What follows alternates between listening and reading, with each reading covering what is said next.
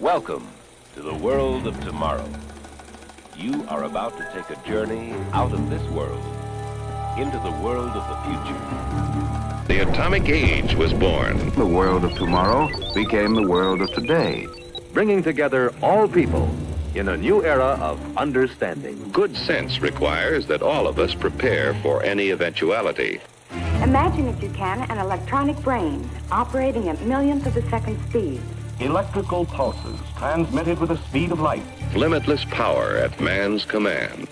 On man's wisdom, on his firmness in the use of that power, depends now the future of his children and his children's children. But wisdom demands, too, that we take time to understand this force. Combat Information Center is alert. Its radars probing the darkness, ready to give early warning of any unseen enemy. But have no fear, we are monitoring the situation.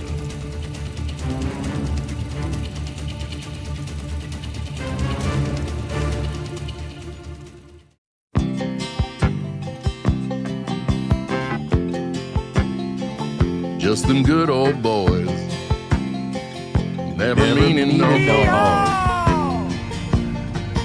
Beats all you never saw. Been in trouble with the law since the day he was born. All right, brother, we are back. What a great meme that one of our friends, General Gaius Griswold Grimm of the Fourth LARPing Protocol, had us pasted on a General Lee. Now, I'm a little miffed, Steve, because you get to be the one driving the General Lee. What can I say? And, you know, I guess, once again, I'm consigned as sidekick material. I am the one living in Dixie. You are not. True. This is right. But I'm from Dixie, so Yeah, you'd think I'd that's get true. a little cred there. That's true. Wait, who's Bo and who's Luke? That's the question. Oh, so you would be, you're the blonde. I'm okay. the, All right. yeah. So you're the cool I'm one. Bo. I'm the guy who always rides in the other side of the General Who's Lee. Uncle Well, Jesse? Who's Uncle Jesse? Walter Kern I is was just gonna say that. Walter Kern is Uncle Jesse. I want to ask who Daisy is at this point in time. Let's not go there. Let's just keep this there. So look, Steve, we woke up, I don't know, 6-7 days ago to all of the Silicon Valley guys squeeing about monitoring the situation. And apparently there's this new Twitch stream, 24-hour, channel where they're streaming the news, and they called it monitoring the situation. How did that strike you when you found this out? Was le piste a little bit. Look, we chose this name for this show because it's mimetic, right? Sure. But we came up with this name last year, even though we didn't launch the show until this year. It was like, well, what do we do all the time? Well, we're monitoring the situation, And then suddenly this year, that became the term of art of everybody who was online trying to figure out what was going on with the Iran war and with everything else. And everybody started saying it over and over and over again. So in a way, it's a confirmation that, we tapped into something that was very zeitgeisty. But at the same time, seeing somebody just take it and run with it, and it's like with Silicon Valley money. Mark Andreessen being the biggest backer of this. They got billionaires behind them. It's not something we're going to fight. Well, what can we do? What can we do? But we have been monitoring the situation. And look, I think this thematically ties into something I want to start us off with. We could have called our show, instead of monitoring the situation, we could have said, we could have called it, pronouncing upon the situation. And, the difference for me is something that you and I talk a lot about offline, which is something we have said, you have said, we've called epistemic humility. And so I kind of want to talk a little bit about epistemology. Now, not in a kind of philosophy grad seminar type way, but just the role of social media and monitoring the situation and epistemology. You have said to me before, my pet peeve is when, someone, sees something and it's like, well, X equals Y. And like, that's just it. And I know because reasons. Stating things as facts that are mere opinions, stating, imputing motives and saying, oh, this person's doing it because they're a Masonic psyop or, whatever it is. Classic, yeah. And just stated with the utmost certainty that you've got a lock on exactly what's going on, what the predicating factors are, what the ideological motivations are, when really all you have are a handful of pieces for a puzzle that the box is too scratched up. You don't even have a picture on the front and you think you see the whole thing. And it drives me crazy.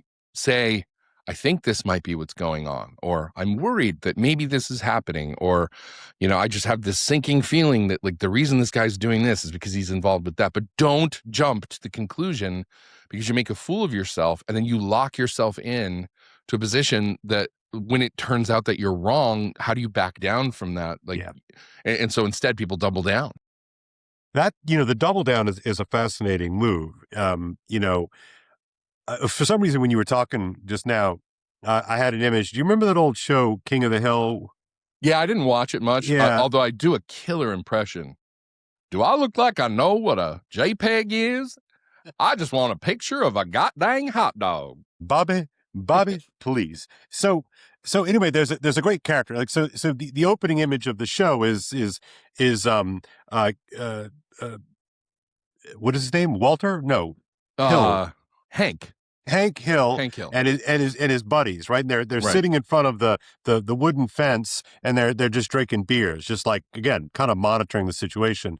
And the guy Boomhauer is the guy with the shade, he's got the mirror shades, and Boomhauer is a classic. We've all run into him. It's a great name, right?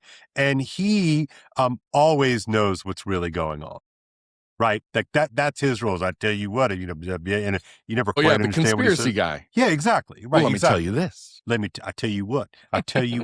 And this is it seems endemic to X, and it seems endemic to people who like to chime in on whatever it is the two of us are, again, pointing out, speculating on, floating out there, like, oh, look, hey, Steve, there's a pattern. Did you see this pattern? And like immediately, you get these comments as like, as if they were writing the very tablets, on Mount Sinai. Right. Yeah. Yeah. And you're a fool because you don't see it. Right.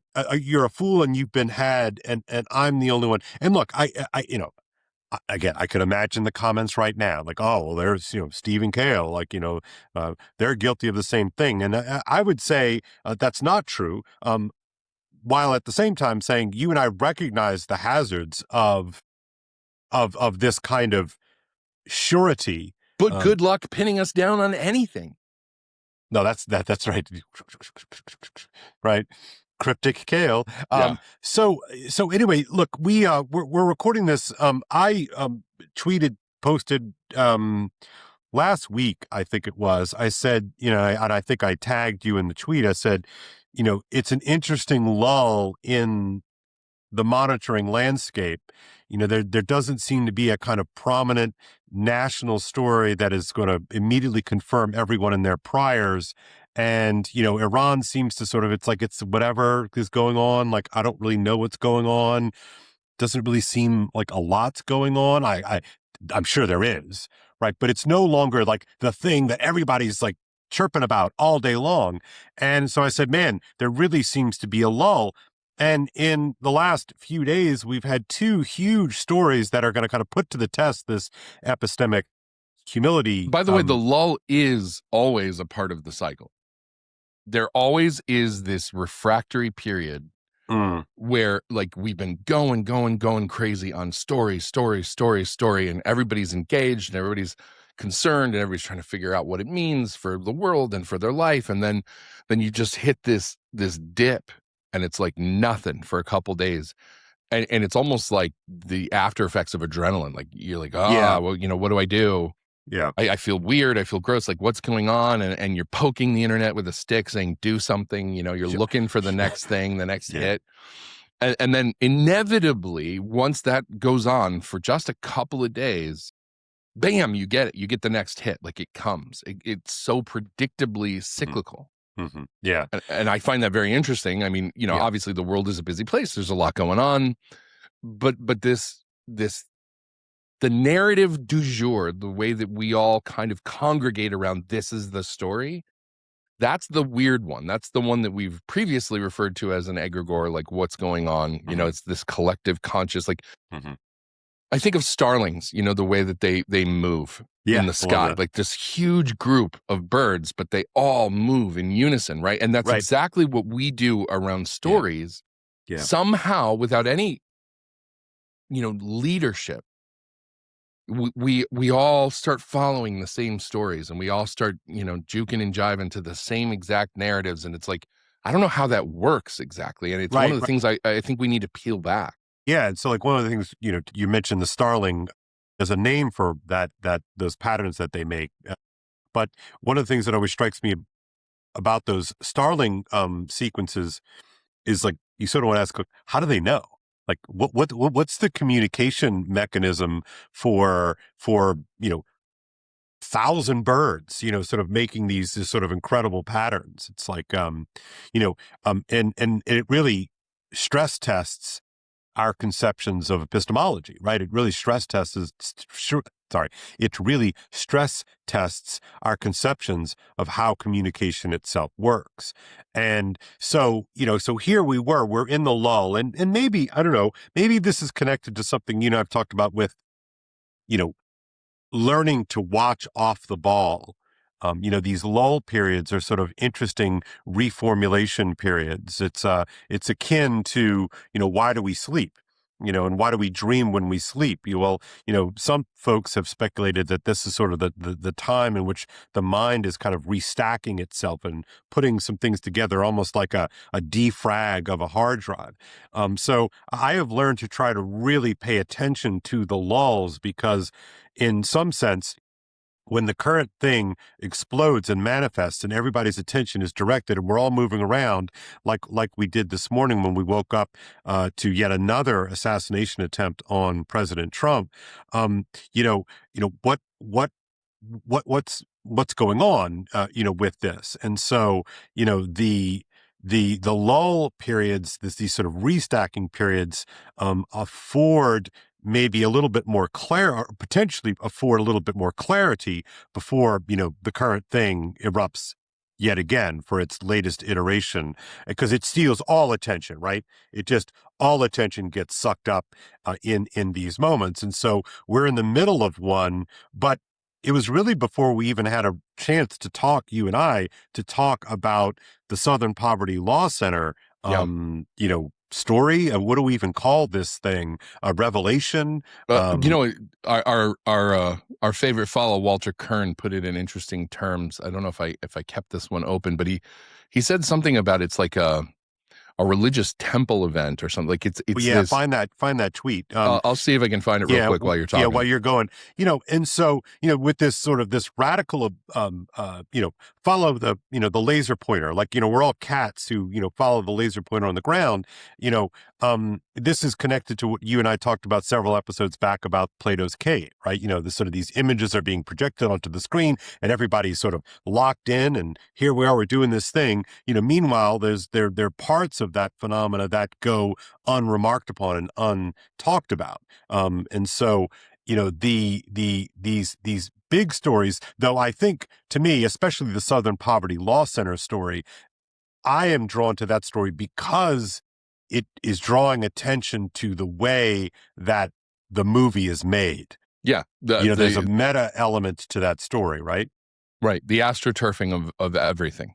Yeah. I found his tweet. Go ahead. It was from a couple days ago. He says, "Make no mistake, the SPLC collapse is an event in modern religious history.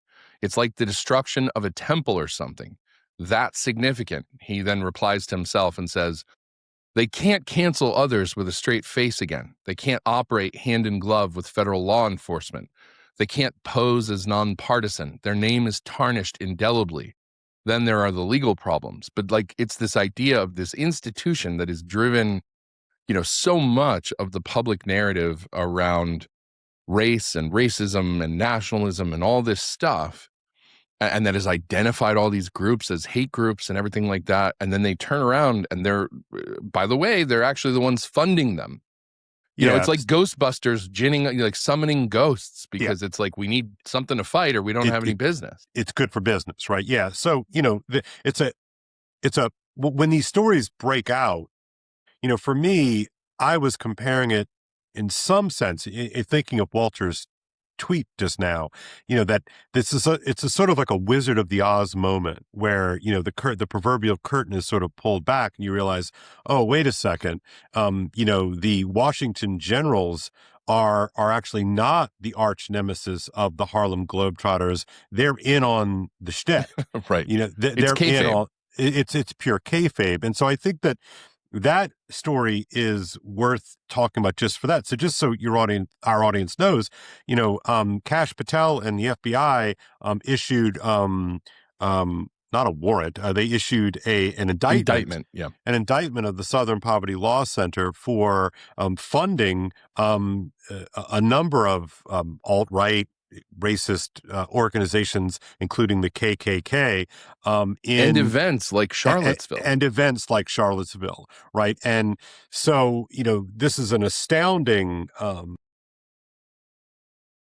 revelation because they raised, you know, 50x the amount of money that they had prior to Charlottesville on Charlottesville, right? So that you know, and then also, so anyway, that's the indictment. We'll see how this thing goes down, but it's not all that easy to get an indictment such as that. So I think I would beg the audience not to sort of go super duper meta and say like, oh, well, this is all part of the show.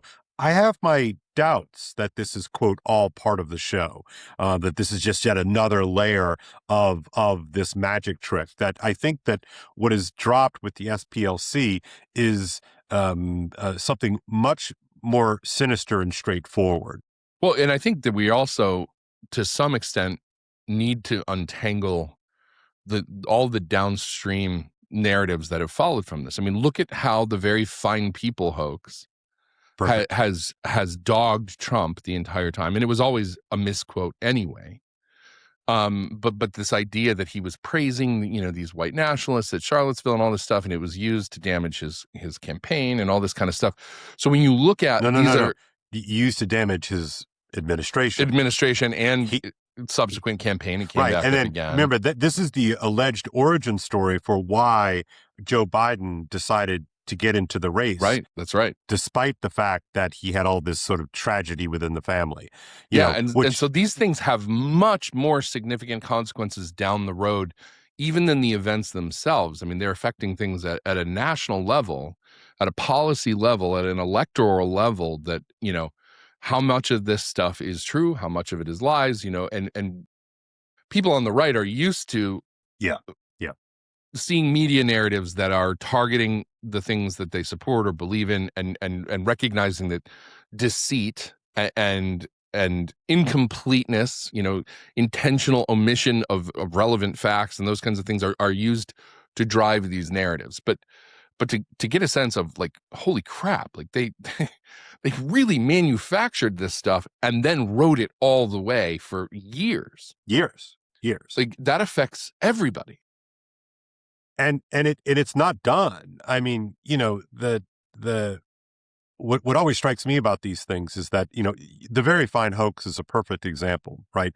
In many respects, the power of the many fine people story, you know, which Trump allegedly says that, you know, there were good people on the side of white nationalists, just to make it clear to the audience.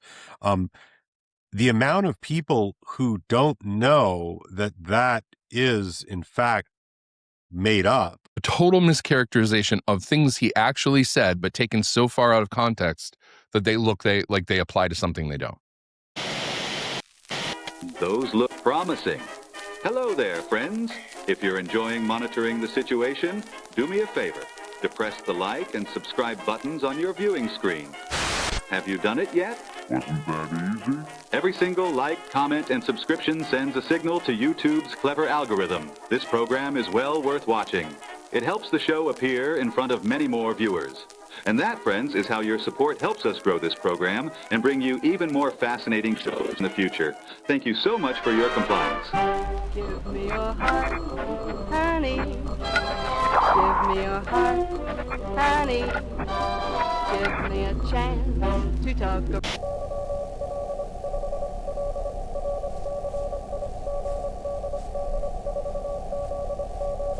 And so therefore, you know, there's a sort of a privilege of first draft, right? Whoever gets to write the first draft can ride that first draft however they see fit. Now, there's always time, you know, for historical revision, and some of my favorite type of history is to sort of read the sort of the real story behind the story. But, you know, we're typically talking 30, 40, 50 years after the fact, right? So a classic example of this is Tocqueville's work on the French Revolution, the ancient regime. And, you know, he's writing, I believe, in the 1840s, if memory serves, which puts him, you know, his father was a young man during the French Revolution and actually gets killed during the Reign of Terror. But, you know, so he's writing years after the fact, making sense. And the power of that time to distill, and sort of question the narrative is that it's doing exactly what you always talk about. Look, if you're going to make these kinds of claims, you're going to need to bring some receipts. And so the brilliance of Tocqueville is that he brings those receipts, and he says that paradoxically, and he's the great, sort of political philosopher of paradox and counterintuitive narratives, is that, it wasn't because Louis XVI was a tyrant. Actually, Louis XVI was in the process of a series of liberal reforms. And so paradoxically, revolutions, number one, don't happen from the bottom up. They always happen from the top down. And they oftentimes, or almost always, happen when you have, what we have called elite overproduction, right? So it's ultimately, these are members of the first and the second estate, right? The nobility and the clergy, the ruling classes, it is their sons that are always the ones who push the third estate into a kind of revolution.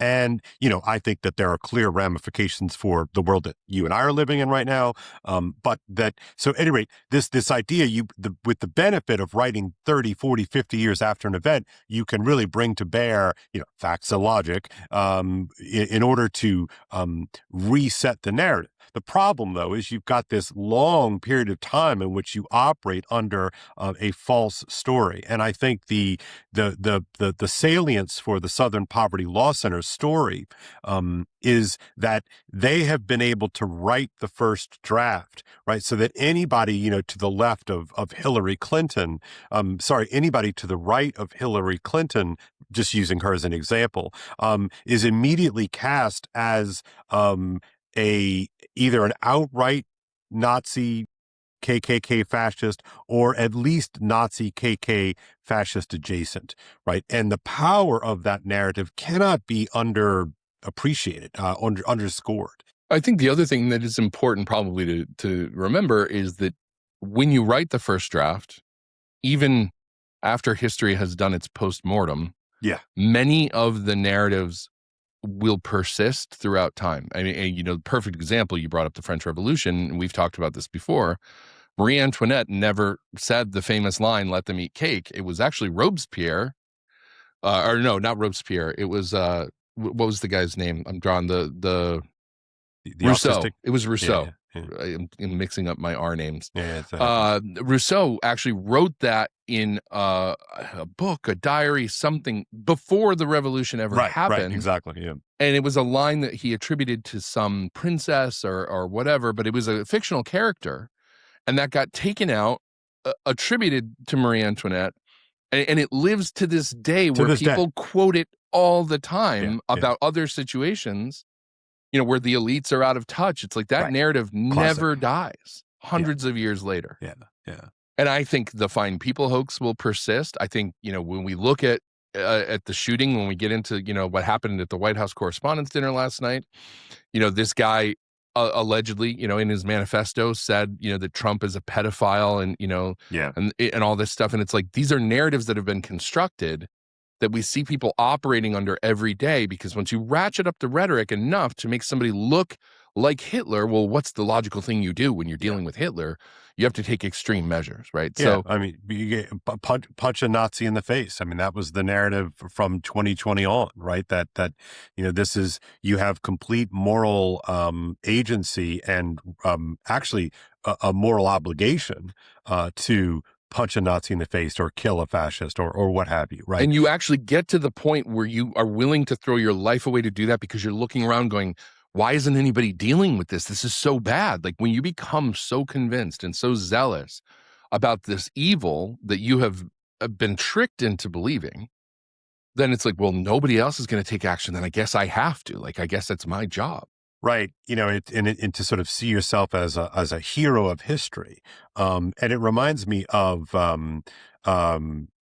is it Death by Lightning? Was that the name of the 4-episode miniseries on Netflix about the assassination of President Garfield? I didn't see that one. It's great when it's definitely worth your time, and it's a pretty low time commitment. It's only 4 episodes, and it's really fantastic. But the assassin, it's a French name. I'm not going to remember it off the top of my head. But I think the show does an incredible job portraying a guy who's, a couple of tools short, you know what I mean, of a full set. But he is utterly convinced that he is righteous in his anger and righteous and even very clear-eyed and clear thinking about his responsibility to assassinate the president. Which is, by the way, the extreme end of the danger of not having the epistemological humility to say, Amen. I'm not sure. I think I see this thing going on, but like, I don't have a level of conviction that would move me to do something crazy, Right. And so this is this is exactly in line with this surety, that we see all the time being displayed, on admittedly innocuous posts about, whatever. Right. But the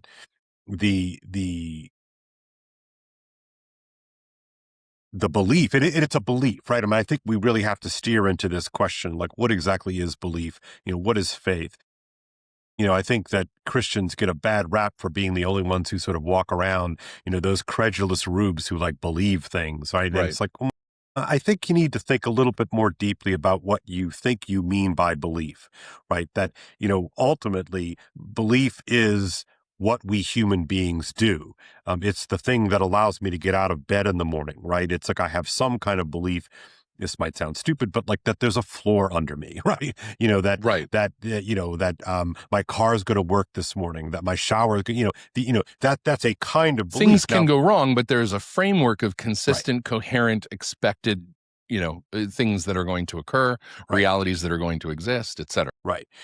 And so the belief structure of modern ideologies, contemporary ideologies, are this fascinating substrate of, the world we live in that goes unacknowledged.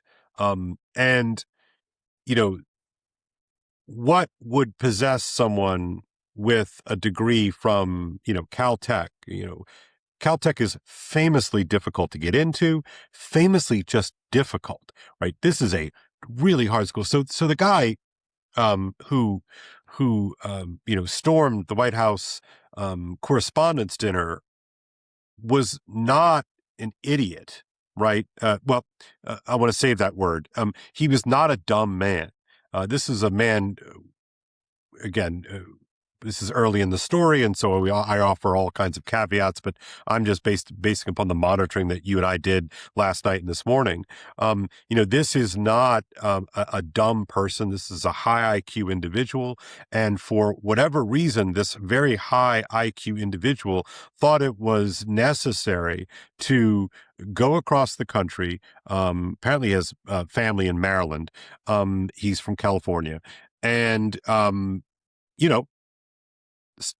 bring guns to the hotel the night before. He checked into the hotel the night before and kill senior, quote unquote, senior administrative officials except Kash Patel, which was interesting. Wait, did he actually say not? I thought he said he was included. Yes, so I couldn't tell if he was including. I think he was Kash saying Patel. any of the higher, cabinet member appointees. And he kind of listed his targets of who he wanted to hit, who he didn't want to hit. Who he would go through anyone to get to them because they are, after all complicit by attending this dinner with this pedophile rapist. Right. So sorry, not sorry. You were there. And I've, bro's got to do what bro's got to do. Right. And, honestly, what would possess someone to do that? I'm really asking. So I immediately was thinking about, as you were talking, one of my favorite Chestertonian analyses is his take on what makes a madman, right? Yeah, great. Yeah. And I'll give you the truncated version. The long version is in chapter 2 of Orthodoxy. It's a great book. It's absolutely worth your time. But he says, if you argue with a madman, it is extremely probable that you will get the worst of it. For in many ways, his mind moves all the quicker for not being delayed by the things that go with good judgment. He's not hampered by a sense of humor or by clarity or by the dumb certainties of experience. He is the more logical for losing certain sane affections. Indeed, the common phrase for insanity in this respect is a misleading one. The madman is not the man who has lost his reason. The madman is the man who has lost everything except his reason. Yeah. Wow. I'm really glad you invoked that quotation because I had not been thinking of that, but it's a weird logical thing, right? So when I ask, what would possess a man to do this? Well, there's a logic to it. And I think it's important that we take the logic of a person like this seriously, not because he's right, but in some sense, it displays or demonstrates the need for more than just syllogisms, right? Because the problem with syllogisms is that you just need to accept the first premise. And if you can accept the first premise, and in this case, what would you think the premise of this guy would be? Trump is a pedophile, a rapist. That seems to be what he's talking about. Right. And therefore, at that point, just buying the first part of the setup, everything else follows from that. Who doesn't want to get rid of a rapist or a pedophile? And so therefore, everything is downstream from that. And, one of the things that I always appreciate in our conversation, Steve, is that, you're always like, yes, but Kaylee, is A true? Right? Is the opener true? And is there something lurking underneath the so-called truthness of premise A? Well, the thing that, people have quoted this thing from Chesterton for a long time, and it's been a favorite quote of mine for many years, but there's a preceding section that I feel like is equally important, if not quite as, laser focused in its accuracy. And to go back to the image we always use of the red yarn guys, or the conspiracy theorists, Can you, there was a comment in our last YouTube video, our last episode, where someone was like, red yarn, what are they talking about? So the red yarn, that's a little shorthand between the two the red of yarn us. theme is the idea of, the people who put, all the newspaper clippings up all over the walls, and they connect things with red yarn and push pins, because what they're trying to do is figure out the connection between disparate things, right? And so, Mel Gibson's movie in the 90s, Conspiracy Theory, is a great reference point for this. You see it there's memes online about people doing this. I think it's from Always Sunny in Philadelphia or something like that. Yeah, correct. There are different things. Alex Jones is a perfect example. He doesn't use red yarn, but his brain is full of red yarn.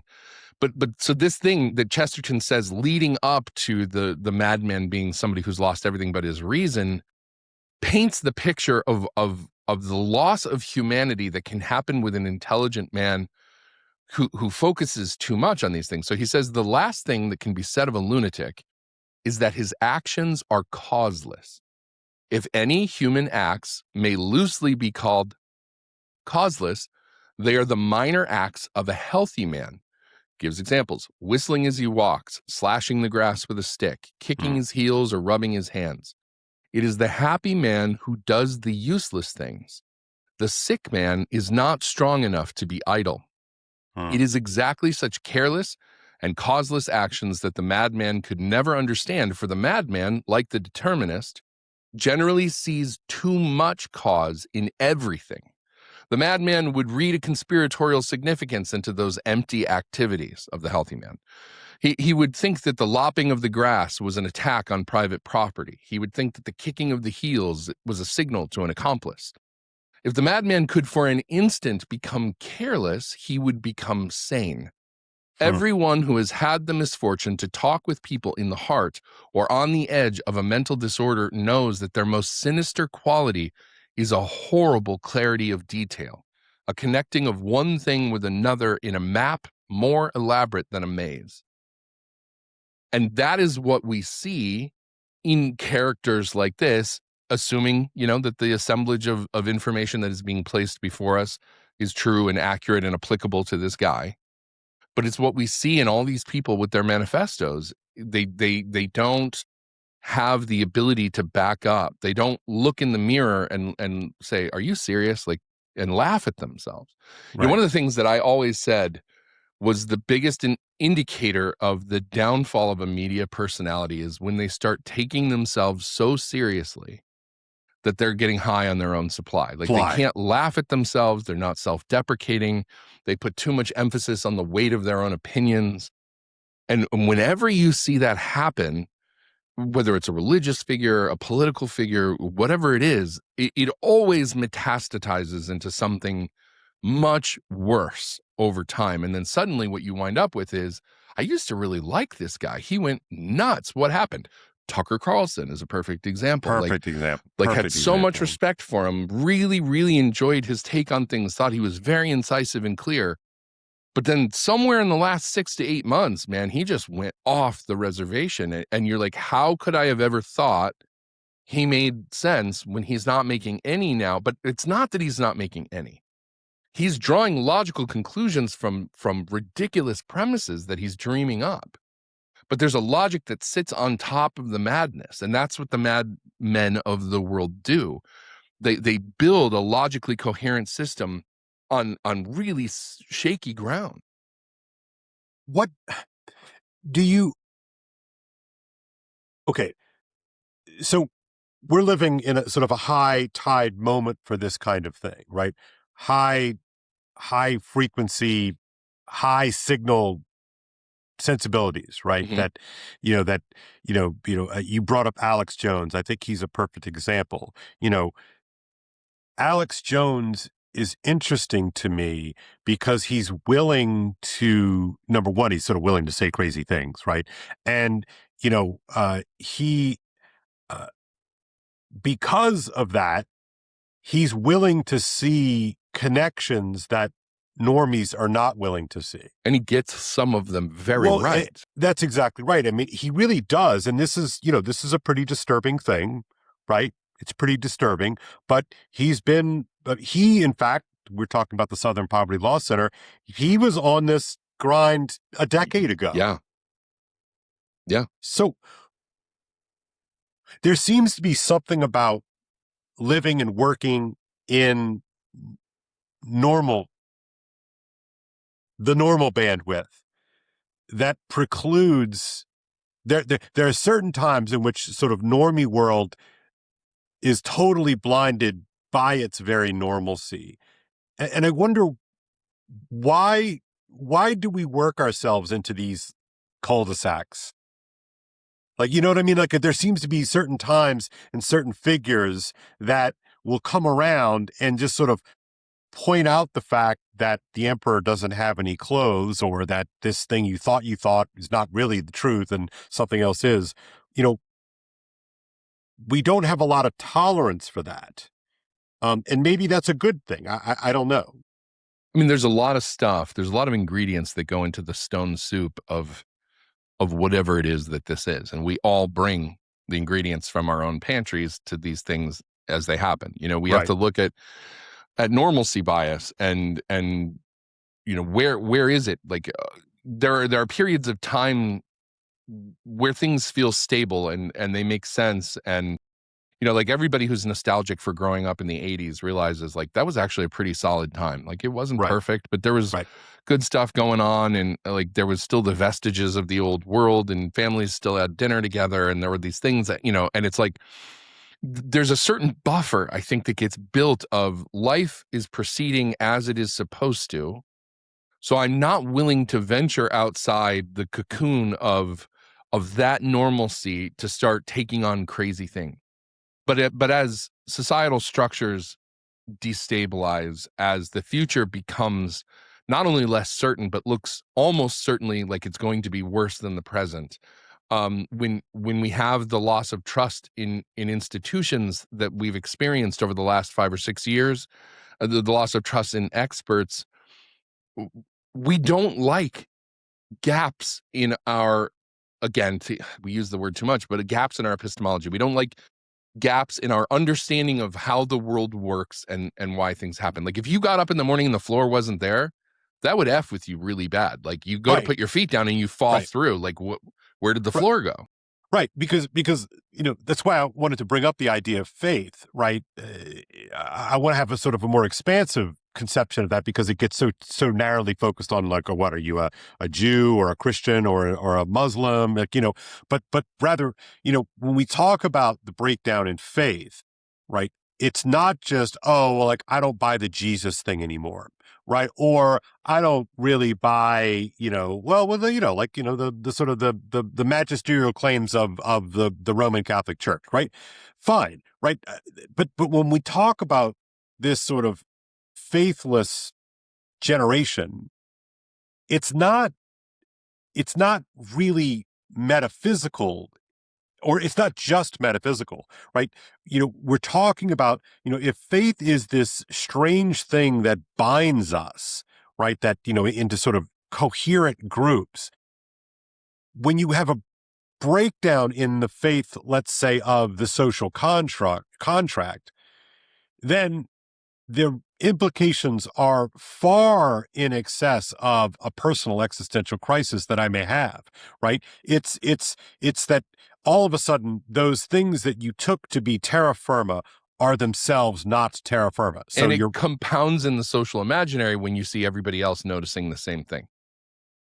Right. Like the tribal aspect of this, I don't think it can't be undersold. Human beings were meant to exist in society in relation to one another.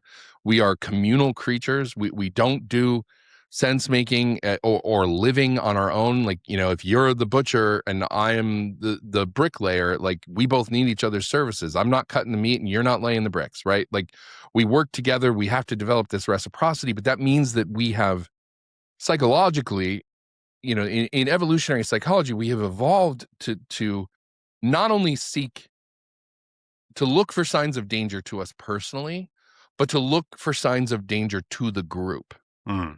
Because communally, you defend the group because that's your town, that's your village, it's your home, it's your family, whatever it is.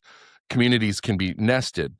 But we look for these signs of danger, and when we all are starting to go, hey, there's something outside the gates. But we don't know what it is, right? We're hearing noises. We're hearing whispering in the woods. We hear somebody stepping on a stick. We hear a sword being unsheathed, whatever it is. And we're like, we start to imagine, what is this threat? Where is it coming from? Like, is it a real danger? Isn't it? And we begin chasing ghosts, so to speak. And so, I think this is part of what's driving the behavior that we talked about earlier, the starlings that all move in one direction. This is what drives the narrative that we want to talk about, or the narrative construction that we've been talking about. Walter Kern last time, we can extend it into this conversation. Yeah. But, we mentioned last time that he talked about this idea of large language media and of tropes that we know from previous news stories being used again in the framing of new events so that they have a familiar feel. And then we slot them into buckets of like, I've seen this before. I know how this works. Right. And so if you have access to that, right, I mean, in some sense, the notion of, having access to source code, right, and we know that human beings are influenced and moved by story, right? That this is a we are moved and influenced by a variety of different things. We've already talked about limbic hijacking, with sex, drugs, and rock and roll, these kinds of things. Advertising agents are masterful at constructing the lucrative move from wants to needs. We know that we human beings are quite susceptible to this.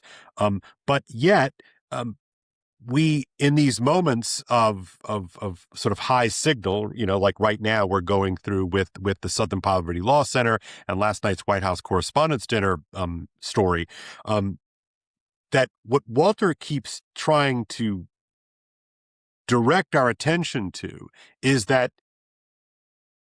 it's not that these things are made up, right? It's not like a conjurer. Well, maybe it is like a conjurer's trick, but in other words, it's not like a guy didn't attempt to storm through the Secret Service perimeter to go into the White House Correspondents' Dinner and start taking people out, right? He's not saying that. And I think that all too often people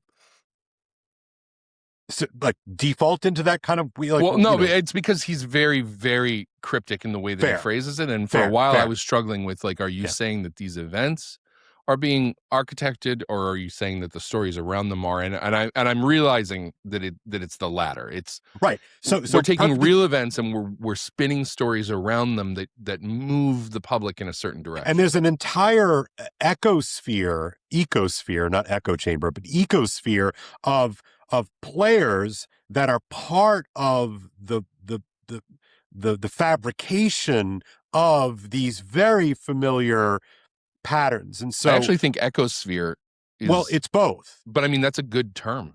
Yeah. You've just coined a very useful term there, because it is an ecosphere. Right. Because it's recursive. Like there's a recursive quality to these things. So anyway, the perfect example of this, and really where this seeded into my imagination, and I haven't been able to put it down since I heard him talk about it first, was in the aftermath of the Luigi Mangione story, in which this middle 20s UPenn grad, computer science grad, we have to talk about that in a little bit, decides to gun down the CEO of United Healthcare, one of the 2, 3, 4 big healthcare insurance companies in the nation, in the country. And immediately the mythology, maybe that's something important to insert here. There's a sort of a mythology that gets displayed, superimposed. Formed, I think it's superimposed. Yeah. Right. I mean, it's almost like, without having been, I don't know if anybody's explicitly stated it this way, but it's basically the Robin Hood story, right? Like in a way. In a way. Yeah, sure. I'll accept that. Like, I'll be the people's champion, and I'll fight against the corrupt, rich people that are ruining everybody's lives. It's not stealing from the rich and giving to the poor. It's stealing the lives of the rich who are ruining the lives of the poor, but it fits the mode. Yeah. What is the have you seen this Hassan Piker cat? I try to avoid him, but he keeps coming up. He keeps popping up. But he's definitely been a feature. He's like, there's a new season and they bring in the new villain or the new hero, depending upon your perspective. But he sort of he's talking about social violence. Have you heard this phrase? I've heard the term. I don't know what he means by it. Anyway, it's I don't know if anybody does. Yeah. It's a useful term in terms of, at any rate, my point is that immediately, Luigi, when they capture him, he, almost immediately, I mean, like within hours of his mugshot being trafficked around social media, becomes this sort of heartthrob, hero figure. And I think maybe you're right. Maybe it's the Robin Hood thing, or at least it's a Robin version Hood. of the Robin Hood. It's the Charles Manson thing. It's, there are layers of different stories that get thrown together in a pastiche. It's this new mix this amalgam of like, oh, these are themes, you know. And if we phrase this in themes, you know, then you will begin to categorize what this means in the way that we want you to categorize it. And it's interesting because Luigi's already become a point of reference. Like Walter was talking today about Van Jones, you know, going on and saying something along the lines of, I'm concerned that, you know, people are going to lionize this guy like they did Luigi Mangione, right? And it's like, well, now they're going to. You just planted the seed. Yeah. So can you tell me a little bit about, because, you know, this is something you even just said, like, you know, Walter was sort of cryptically pointing this sort of story layer verse idea out there. What was your resistance to it initially, just out of curiosity? I mean, my resistance was primarily just in the question of how can you architect real world events to move narratives that change public opinion on things. Because I was thinking that he was saying that these are Truman Show-esque kind of things. And I even asked him directly and he kind of just didn't answer the question. And I think part of it is because he really wants people to come to their own conclusions, because that's part of he mentions the fact that, like, we are in the diagnostic phase, the detective phase of the White House Correspondents' dinner story, right? Yeah. And so what happens is everybody wants to know what's going on and they don't have enough information. So they all get to be part of the Scooby-Doo gang and they all get to, try to solve these mysteries together. And he says, and when you are in this mode of piecing together facts, which, by the way, you're not obtaining yourself, they're being spoon-fed to you by media. What you're doing is you're opening yourself, you're making yourself receptive to the programming they want you to have. Imagine being a detective, but you don't get to go to the crime scene. Somebody above you, a superior, just puts the evidence on the table and says, work from this. And you're like, but there's something missing here, but if you don't have the detective instincts to know, I was given a selective group of pieces of evidence here, and I'm never going to piece together the real full story because this is the evidence they want me to see. Like, that's where you start to be susceptible to, they gave me this and this indicates that, and so that's the direction I'm going to go in. And this is the problem of, the worship of facts and logic, right? Not that you and I do not have a deep respect for facts and logic. We talk about it all the time. Yeah. But the question always remains is that, from whence do you derive said facts and logic? And the bottom line, I use this example in class all the time, right? I believe that Australia exists as a country, as a continent, right? This huge island, allegedly on the other side of the globe. I have heard about Australia since I first looked at a big book of geography when I was probably 4 or 5 years old. I have seen videos of people in Australia.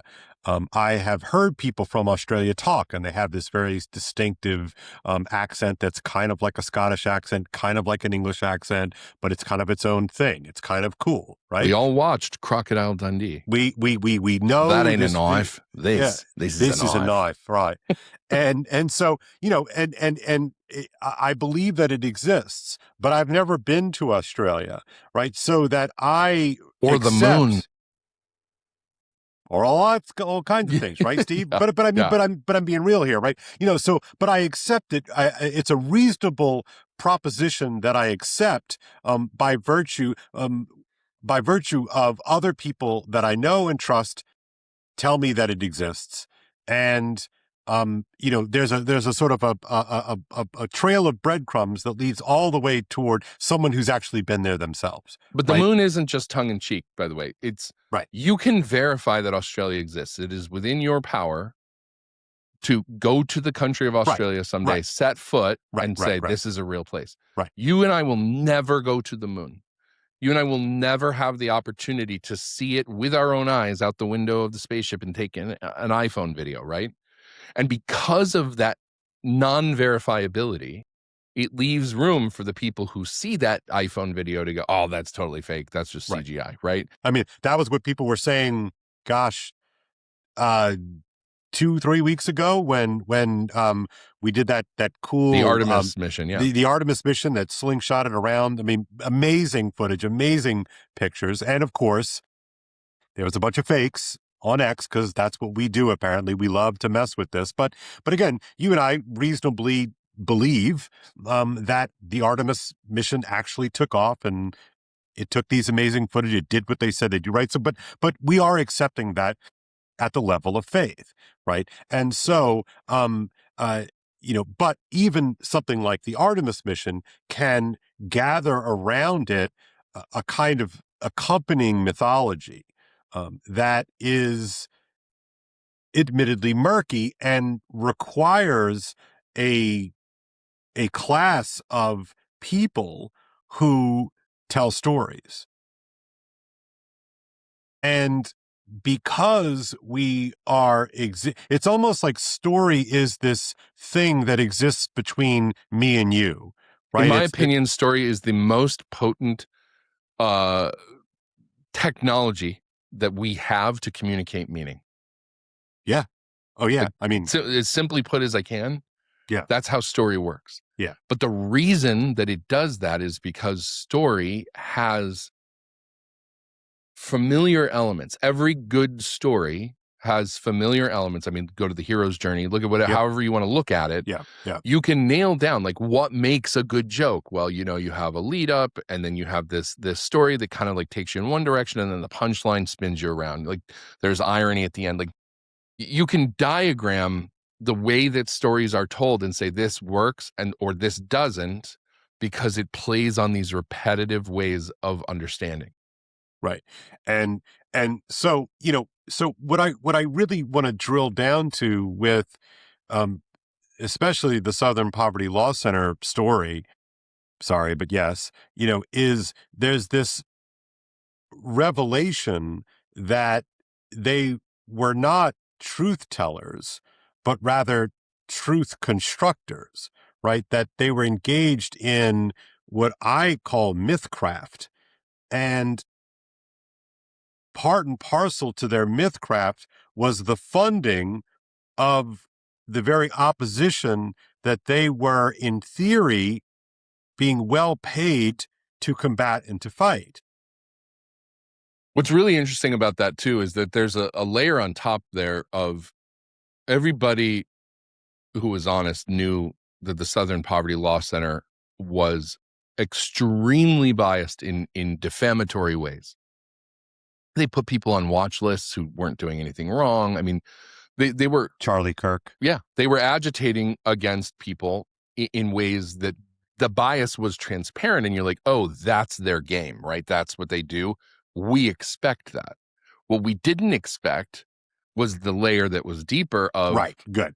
Of we're actually funding the real bad guys while we're saying the Charlie Kirks of the world are, while we're saying the traditional Catholics are, while we're saying whatever. We're putting, these people, we're treating them like terrorists. We're giving money to the terrorists. Like we're the ones actually funding those people. Which to me is oddly rhymes with some of the things that the two of us have done a deep dive in with like CIA machinations, especially in the post-war. We talk about the myth construction of the post-war consensus. And what is curious to me is that it traffics under the shield of this is true, right? It's not my opinion. It's not me just being patriotic. Like this thing is true in a kind of an, quote unquote, objective way. And we find out, of course, that it's not actually. There's like you say, there's this sort of layer underneath that not only is it much more problematic than it was presented to us, but it might even be that, we have been the bad guys in this scenario, which is exactly the opposite of what you have painted, to the consumer. So we being the SPLC or whoever, like, yeah, is or the Americans engaging in this or stuff, whatever. Like, yeah. It's. I mean, there are so many cultural analogies. Like I think of a show I don't recommend to anybody, The Boys on Amazon. Didn't see it. But it's about this group of superheroes that are manufactured by a corporation, and they're horrible people. Like the guy who's the Superman analog, I mean, just murders people. Like he does all, because he's got all this power, right? But he's presented to the public as this hero that everybody loves. It's this idea of being able to present one thing while literally doing the diametric opposite, but being believed by the majority of people, by the masses. And again, this is a function of a theme we come back to all the time of mass communication has enabled things that, in terms of narrative control, that just simply didn't exist 100+ years ago. Well, and it really can be traced in terms of like a mass scale. I mean, you have to go back to Gutenberg, right? The ability to mechanically reproduce text that doesn't rely on some poor, fat monk sitting in a cold cell copying copies of copies, that you can just, in an afternoon, produce hundreds of copies of a pamphlet or what have you. Prior to that, the ability for information to spread was inherently limited essentially to a human to human scale. Maybe you could gather 50 people in a room and say a couple of things, and maybe 2 or 3 of those people got the download and passed that on. But all of a sudden, now again, of course, this is very crude originally, and very simple. And, so what did they do? They made copies of the Bible, right? The Gutenberg Bible, right? And, but you scale that, as the exponential, as the technological curve, starts in its infancy and it sort of, gathers some steam, and then all of a sudden it's like, zoop, it hits the, the straight vertical that, we are trafficking in a world that is passing itself off as real. And I don't even know what that word means in this conversation. Yeah. And I start losing myself in the mind kind of shuts down. Well, I mean, every time it is revealed that something is not as it seems, you store that as another data point. So you become more and more and more cynical, more and more, untrusting. Faith, disambiguating faith from being, the supernatural gift that is given to people to believe in God. But I mean, faith is basically, it's trust that is, it can be earned, but it can also be unearned. Like, look at the trust that we, our parents' generation put in the news, the newspapers, the 3 major networks and their nightly news anchors, like this trust that they had of, I can't go out and do the fact finding myself. Yeah. But these people seem credible to me. And so I will believe that what they are telling me is true. And that just, I mean, you have to have it or you can't understand anything. But at the same time, it's a Trojan horse. Every time you can sneak things in, or you can omit things, you can occlude things, and you can shape the story the way that you want it to go, unless there is some methodology for independent verification, which is just most of us don't have. And now, like, we're all drowning in news stories to such a degree that even if we wanted to fact check some of them, like there's just too many. Like, nobody has enough time in the day. I mean, part of the reason why we're inventing AI to do stuff is because we can't process all the information that we're generating. Right. My number one use of Grok is to say, please fact check this story. Give me your analysis of what's true, what's false, and give me sources so that I can look. But it's like, I'm doing that 10 times a day now. But that disturbs me too, right? Because again, I do similar things. I don't mean, I'm not in any way attacking that, but you can see how we are ceding, CEDED, we are ceding authority to something which itself is a layered atop reality machine. Sure. Like, oh man. But we do this across the board, right? Yeah, Like no, we I trust know. the FDA to approve Yeah. drugs and food. You know, people trusted the food pyramid, and it killed countless people because it was the exact opposite nutritional advice that people were supposed to be getting. It wasn't even invented by a nutritionist. It was some bureaucrat, you know, in the government came up with the food pyramid, and they just ran with it, and doctors backed it up. And it's like, and allegedly it was, you know, done in cahoots with, you know, the grain industry and the subsidization of the federal government of the grain industry. Right. Like you layer after layer, you peel it back. And so it's like, what can you really know? What can you really believe? And so to come back again to the guiding wisdom of our Yoda here, Walter Kern, you know, the admonition that he's giving everybody today is he's saying, watch for this. Don't get sucked into the sleuth thing. You know, he says, one of the things he quotes is that, I don't know if it was AA, he said 12-step groups have a slogan. Don't just do something, sit there. You know, it's an inversion of don't just sit there, do something. It's he's like, remember that this is just a story. Now, on some level, no, it's really real. Like people were there. A guy came in and shot, and you know, nobody got hurt. Other, you know, one police officer or one Secret Service agent got hurt, but he's going to be okay. You know, but it's like, so it's a real event. But to us, it really is just a story. We don't have to stay glued to our screens. We don't have to solve the crime. We don't, you know, I don't know if you ever have this feeling watching football, especially if you have a team that has had a lot of bad years, which we both have teams that have had a lot of bad years. You know, you need to look at your coach and your quarterback, and you need to think they've got this under control. Like, even if this game isn't going bad, you know, I trust that these are professionals who trained for this, and they're going to do the best job that they possibly can. They're at an elite level. But the minute you start to feel like, oh, the organization's being mismanaged, this quarterback is constantly folding under pressure, like blah, blah, blah, your anxiety ramps up every time you watch a game because you can't control it, but you don't trust the people who do. Yeah. And so there's so many arenas where we feel this need to be like, I don't want a world without experts. I want a world with trustworthy experts. Yeah. Because I can't be an expert on everything. I can't figure out all the foods that they're telling me are going to kill me. You know, there's this video I saw the other day, and it's hilarious because, like, the woman sits down. I may have even talked about this last time, but she sits down to, like, you know, eat something healthy, and then she's scrolling through Instagram, and they're telling her why the thing she's eating is going to give her cancer. So she switches to another thing, and they're like, don't eat that. Like, eat this instead. And then she goes to that, and there's another video about why this, you know, the 12 reasons why this is so bad for you.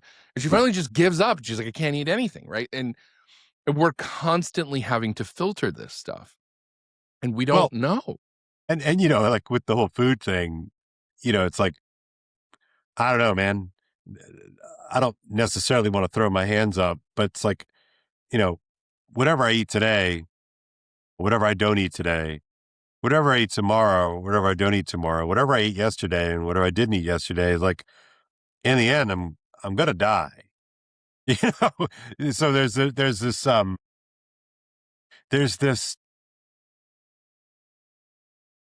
this strange forgetfulness in these moments where you really think for a minute that you can, like, pull the rabbit out of the hat. Yeah. Yes. You know, that, you suckers, you know, you think X, you think Y, you think Z, but nah, I'm going to be able to, I'm going to be able to exempt myself from the laws of necessity somehow. I mean, the temptation to Gnosticism is inversely proportionate to the loss of trust in experts, right? So the fewer people who are singing the from the hymnal of the expert class who we believe, that allows all these alternative people to show up and be like, I actually can lead you to the true story. Right. I can lead you to the, you know, to the promised land. And then there's another one who comes along and is like, don't listen to that guy. I'm the one who actually has the map, right? And over and over and over again. Over and over again. All right. You know, lather, rinse, repeat, right? Yeah. And so the question is, okay, great. What do we do about it? And the answers to that are not as forthcoming because I think we're in the middle of a transitional, I don't know, phase. I mean, God, it seems more than a phase, but fine, I'll an allow it. epochal shift. I mean, I don't know, a complete paradigm replacement. Like the old way that we did things doesn't work anymore. I mean, we see this across domains, right? I grew up in a world where everybody gave Catholic priests so much respect that whatever they said goes, right? Yeah. This is how, in large part, we got the abuse crisis, right? 100%, Parents who 100%. were like, don't ever say that a priest did that to you. Like, you know, they're alter Christus, like they're another Christ. You can't, you know, this credulity that comes from trusting too much, whether it's clergy or whether it's doctors or whether it's public health officials or whether it's, you know, news anchors or whatever it is. It's all been taken from us recently. And we're all, I mean, this is why conspiracy theorism is out of control. And conspiracies are real. The SPLC just proved it. Like it's real. I know. But how many of them are real? And how many times do we drum up something and what starts as a theory becomes, no, this is what happened. I'm sure this is what happened. And you give another example, you know, like back in February, I noticed that the guy from MIT who got murdered and was working on nuclear fusion was in fairly close proximity to the guy out at, I think it was actually at Caltech in California, who was working on like big astrophysics problems and plasma physics and dark matter and all this kind of stuff. And I'm like, these guys are both working on kind of exotic technologies that deal with, you know, interesting things. And because I'm super into the UFO world, I'm like, there could be some overlap. And I started plugging in, trying to make these connections. And every time a new scientist or somebody who was related to these kinds of projects went missing, I added it to the board, right? Yeah. And at first, it was funny because, again, I use AI tools to research this stuff because they're good at finding patterns that I don't necessarily see. At least sources, exactly. Oh, yeah. Like, I'm not going to spend 10 hours on a pet theory. You know, they can do it in 10 seconds. Okay, gimme. Right? Yeah.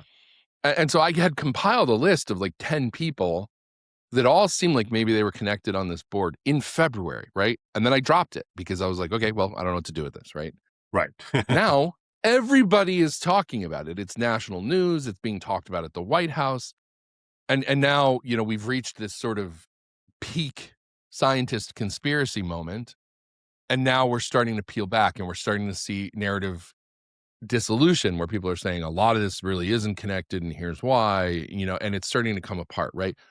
But we're all looking for these patterns in the noise and trying to decide, does this mean something? Does it not? You can connect any disparate dots with just a little bit of glue.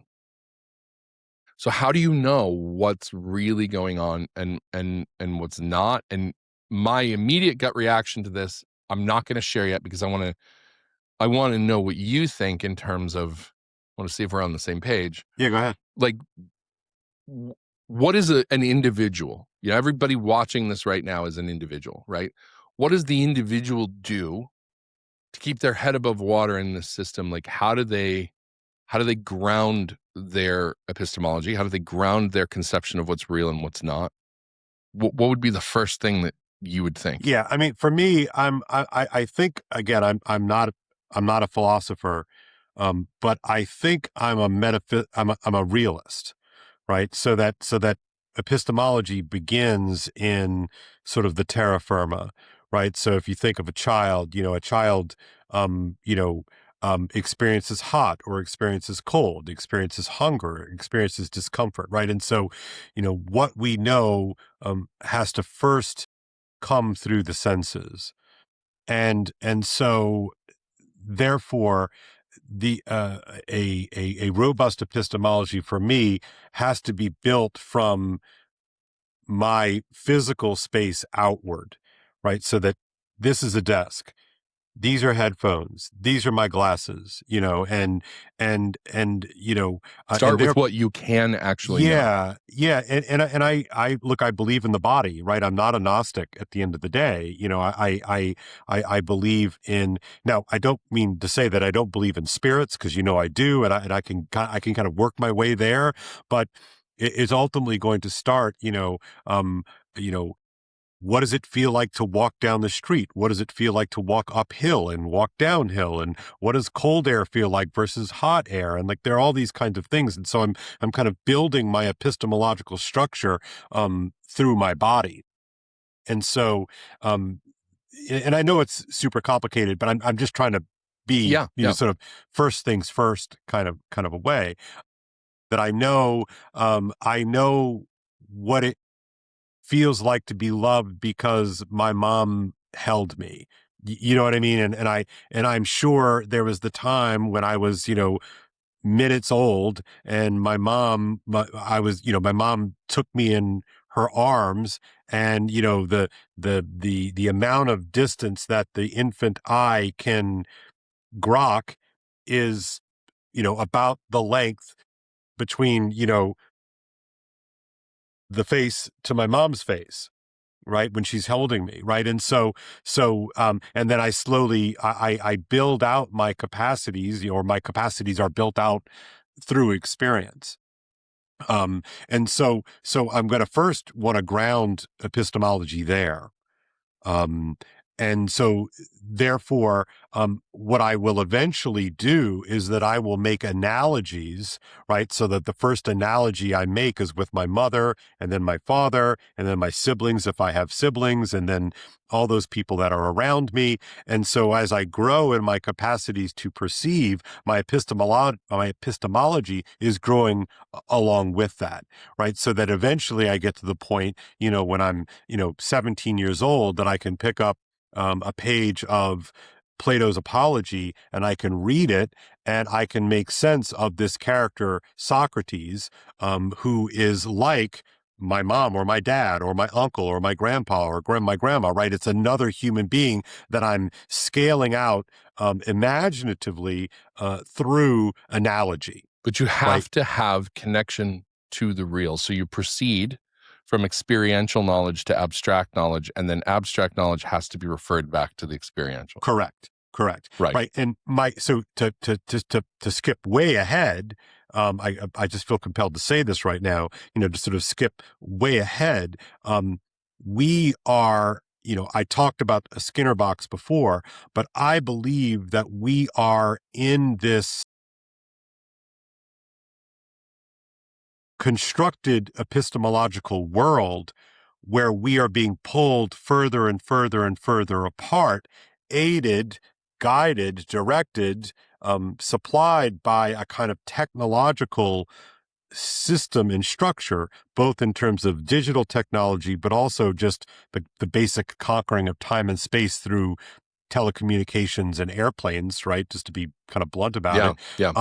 That we are being pulled further and further apart from that thing, those other beings which help me construct a self, right? So that, like, I know that I'm really talking to you, Steve Skojic, because we've broken bread together, right? We've shared a drink together. And even before we sat down and broke bread together, we knew each other online, but I'm doing so because I'm trusting that, I sent you an email cold, right? Back in the day when you were at 1 Peter 5, I had seen you on the internet. And, when I sent this email to you and you responded back, I'm like, oh, okay. So this is another individual who is now responding back to me, and he's behaving in a way that I expect another human being to behave. Right. And so when we did finally get together, I believe we got together, if memory serves, we went to Jordan Peterson again. Yeah, that was the first time we actually met in person. Yeah. And which was really cool. We had a great steak dinner beforehand. It was perfect. And, so therefore my faith was rewarded in holding out that you were a real person, because when we finally did get together, it was commensurate with my experience of virtual Steve. Okay. My concern is that our economic system and our technological systems are separating us out so radically that we can now carry on an existence with merely digital signals of verisimilitude that may or may not be real. And they're hijacking something. Right. In a way that I don't fully understand yet. I mean, I would put it in these terms. I mean, everything you said, I agree with. I said I wanted to hear your thoughts on it first. I think the Skinner box, the door is unlocked. We're just not letting ourselves out of it. Yeah, it's locked from the inside, as they might say. And so, I mean, for me, I have a more physical metaphor for that, because I'm here in this little 500 square foot studio apartment, right? Yeah. I mean, you can see my kitchen behind me, because my desk is here, my kitchen is there, my bed is right there, the door to go outside is right there. Like, that's it. Like, that's the whole place, right? But this is the door to my Skinner box right here. Because when I'm in this place, it is dominated by my PC with its 2 big screens. I've got a TV over here that I watch at night, right? So my entree to the digital world comes through the apparatus that are around this room. And it's very easy for me right now, because I live in total human isolation. Yeah. Like, these conversations with you are the only real conversations I have for most of the week, right? And then I'm online and I'm monitoring, and my engagement with the real world happens through a screen, through this weird intermediary device that takes the part of me that's hyperactive and puts it into the abstract space, and I'm interacting, and it feels real, and the people feel real and everything like that, until I have to get up and go do something, and then it's like the spell breaks, right? And so I can walk out that door and I can go drive to the grocery store, or I can go just drive around aimlessly. I can go downtown and I can walk the streets or whatever. And you feel a shift inside of you of like, oh, I'm back in reality again. Like, I can touch this, I can taste this, I can smell that.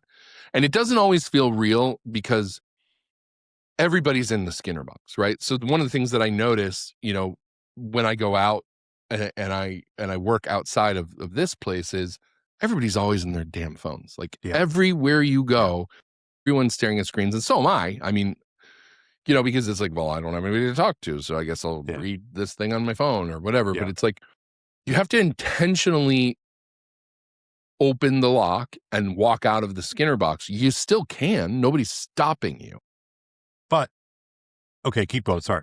No, I want to hear what you have to say. I just feel like, but how much this is what's fueling the thing that we keep coming back to, that of the desired return to the analog world. We want experiences that ground us in our senses, because then we have that immediate, like, I know I am touching this desk. I know I am drinking this coffee. I know that I'm listening to this record, whatever it is. I know I'm shaking hands with this person and looking them in the eye. Like, it is very easy for whatever reason for our brains to confuse the online, the digital, the abstract, the surreal with the real.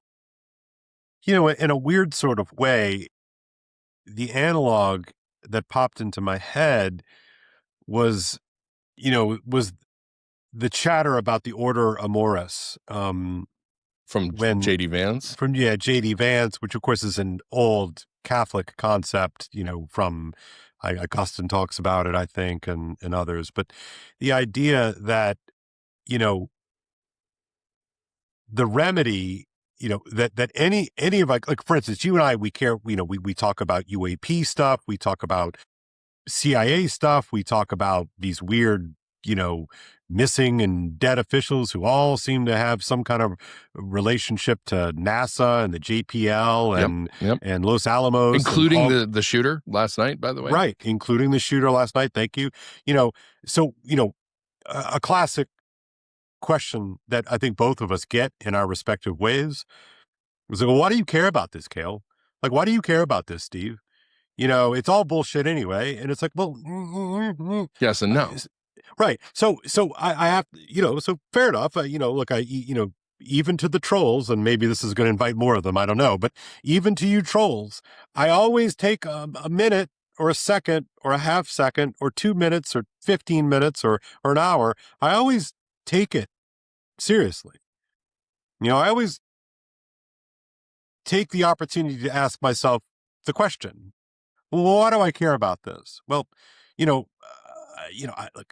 I know I care about my family. I know I care about my students.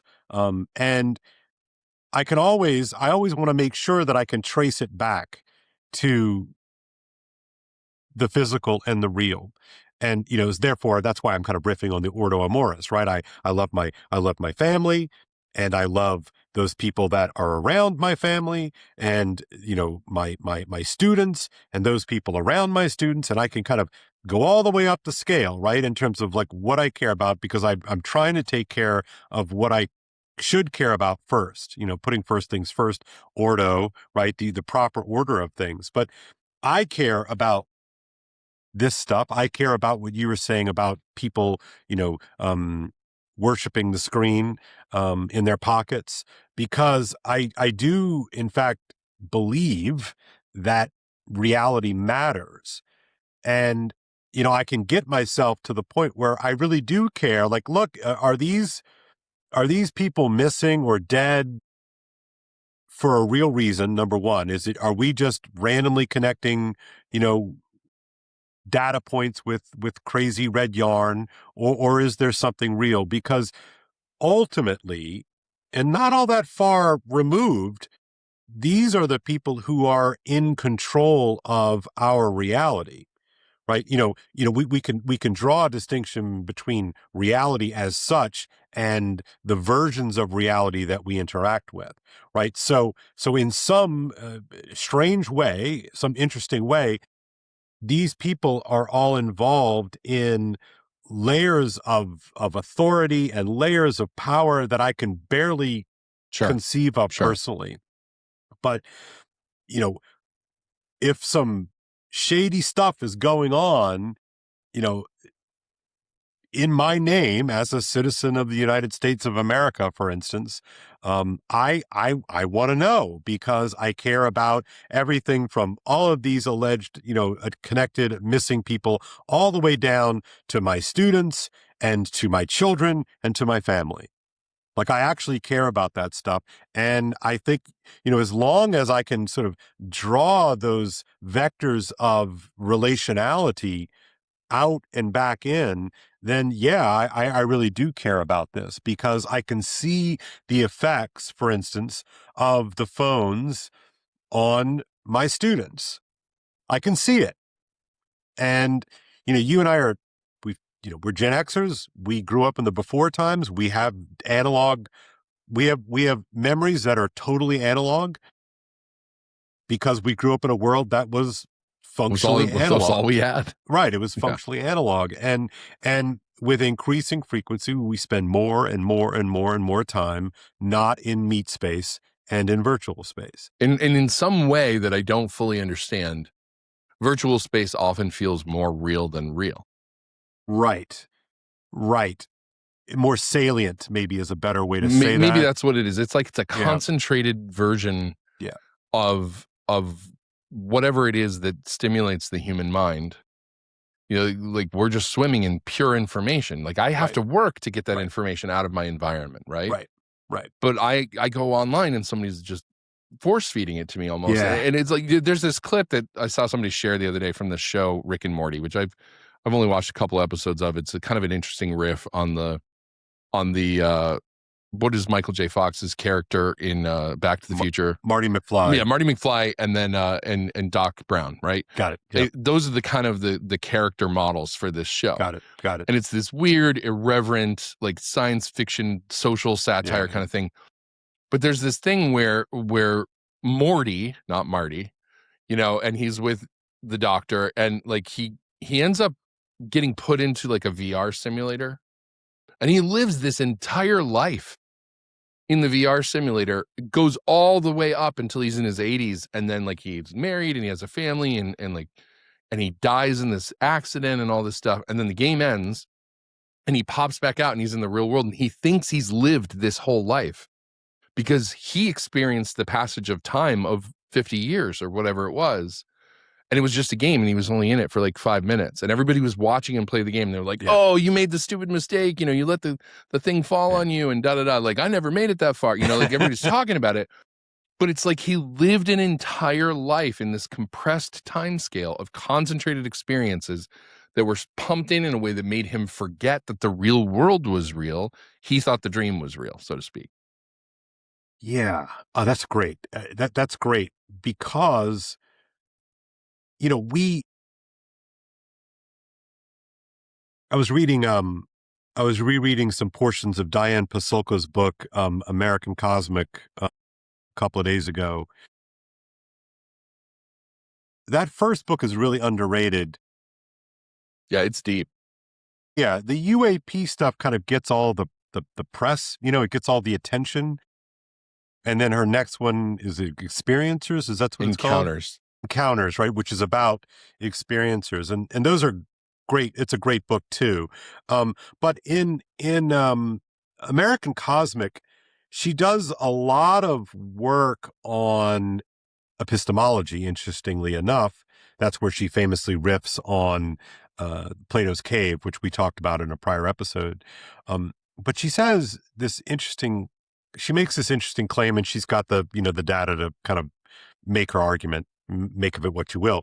But she makes the argument that we store memory of things that happen to us in real life in the same space where we store memories of shows that we watch. And so like right now, Steve, give me, a memory of you in Connecticut when you were 10 years old. Okay, I'm climbing the tree in our side yard, and there's a pile of leaves, and I jump out of the first branch of the tree into the pile of leaves, overestimating the softness and cushion of the leaves, and I knock out. Great. Okay, now give me a memory of Luke and Obi-Wan in the desert. I mean, this one is so tropey, though. Go ahead. Yeah, I mean, Luke goes out and looks for old Ben Kenobi out in the desert, and he has to face down the Tusken Raiders, and then Obi-Wan saves him, and he gets to have a conversation with him about his father. And he gets the lightsaber, right? He gets the lightsaber, yeah. So in your mind, you store both of those things in the same place. Interesting. So we conjure those images, right? We have access to those images, and there are images in our head, right? And so Pasulka makes the point that we don't make a distinction between those two things. Now, I can tease it out. I could say, oh, well, Steve, that first one was a memory of you, 10 years old in Connecticut. The second one was one of the many times that you watched Luke Skywalker meet Ben Kenobi. The file format is the same because it's basically just a video capture of an event. A video capture of an event. In a vague, right. the way the human memory works in a vague. So think about the power of that. Yeah. And think about the power to confound and confuse is every bit as potent as the ability to inform. Yeah. So when I tease this out of you, in part, you're able to make the distinction as we talk about it out loud, because of this heavy pre-digital experiential time span of your own life. But as we offload more and more of our meat space experience to the digital laboratory, one's ability to make these kinds of distinctions can start to get problematic. 100%. And therefore, what if you, we say, you're losing the narrative. What is the expression? You've lost the plot. You've lost the plot. Good, thank you. Phew, I don't know. Sorry. It's all right. You've lost the plot. Go outside and touch grass. Well, what is that a call to? That is a call to get out of the holodeck, and I'm using that on purpose. Right. I know, different sci-fi movie, fine. Get out of the holodeck and go friggin' touch the grass. Remember what that feels like, because the holodeck is fake. And like Rick and Morty, that life that Morty lived, I think it was Morty you said, is actually not real. Yet you have an experience. So what's real? Right now, so therefore, if you're not consciously building out a kind of an epistemological practice from my body to my immediate surroundings, to my proximate surroundings, to those layers beyond, right? You run the risk of losing the plot. Yeah. And so when I look at a story like last night, where a brilliant man, I mean that technically, you can't go to Caltech, nobody backdoors their way into Caltech. As we said already, it's difficult to get into, and it's really hard to stay there, right? It's no fluff there. You can't take media studies and float your way through an undergraduate degree there. It's real stuff. How does that guy lose the plot? Well, I would say that he didn't lose the plot; that the plot captured him. Right? The plot here, of course, is this mythology that he's going to have to be the main character in his own fever dream that has been given to him by consumption of the digital Skinner box. Main character energy. Right. Right. And it's interesting too, because, one of the things they're doing to shape the narrative is they're talking about this invention that he had, something dealing with wheelchairs, helping the elderly, Yeah.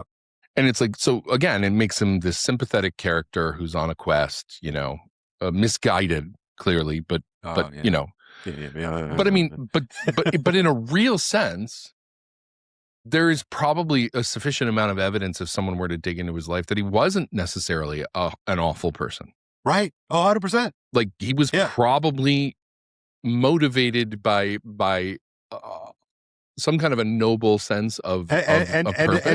and a deep moral intuition. Oddly enough, a deep moral intuition. Deeply twisted, but at the same time, I don't want to be overly cautious about the fact that this is being used to frame who he is in order to make him into a folk hero, because it will be. But the other side of it is the tragedy of how can good people, otherwise good people, be lured into this stuff. Now, maybe stuff is going to come out about him, like Charlie Kirk's killer, that he's into weird, sordid crap, and that's entirely possible too. But I mean, I'm not entirely sold on the idea that personal perversity is always the thing that drives a person to do awful things. Yeah, that's a classic meme in religious and especially super conservative Catholic circles. Is like, show me somebody who did something wrong, and I bet, they don't love chastity. Right.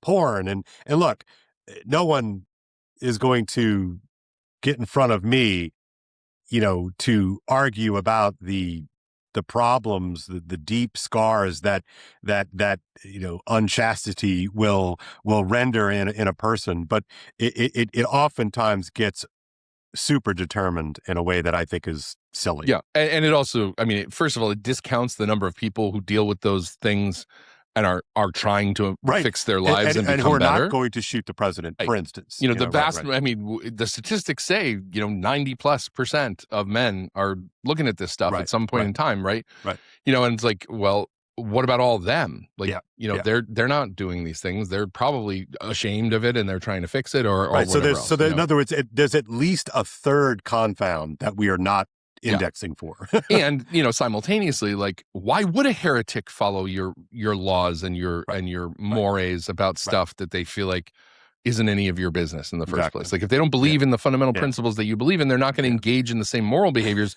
That doesn't mean that that's some fundamental indictment of their character. It just means that chastity and monogamy and all this stuff are not natural to the human animal. They are something that is imposed as a sort of sublimated superstructure to say this is this is how you should act if you want to become more. Right, exactly. But I mean, that's not what we're programmed biologically to do. So, Okay, so I'm going to throw a little curveball at you here. I love where you're going. Walter talks about this as a religious event.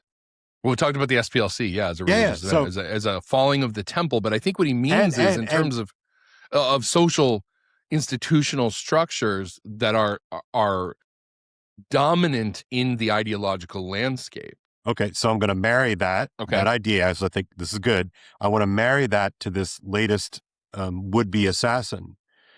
Is there a way in which we can look at what he attempted to do as a religious act of worship? Well, yeah, I think you could do that. Yeah.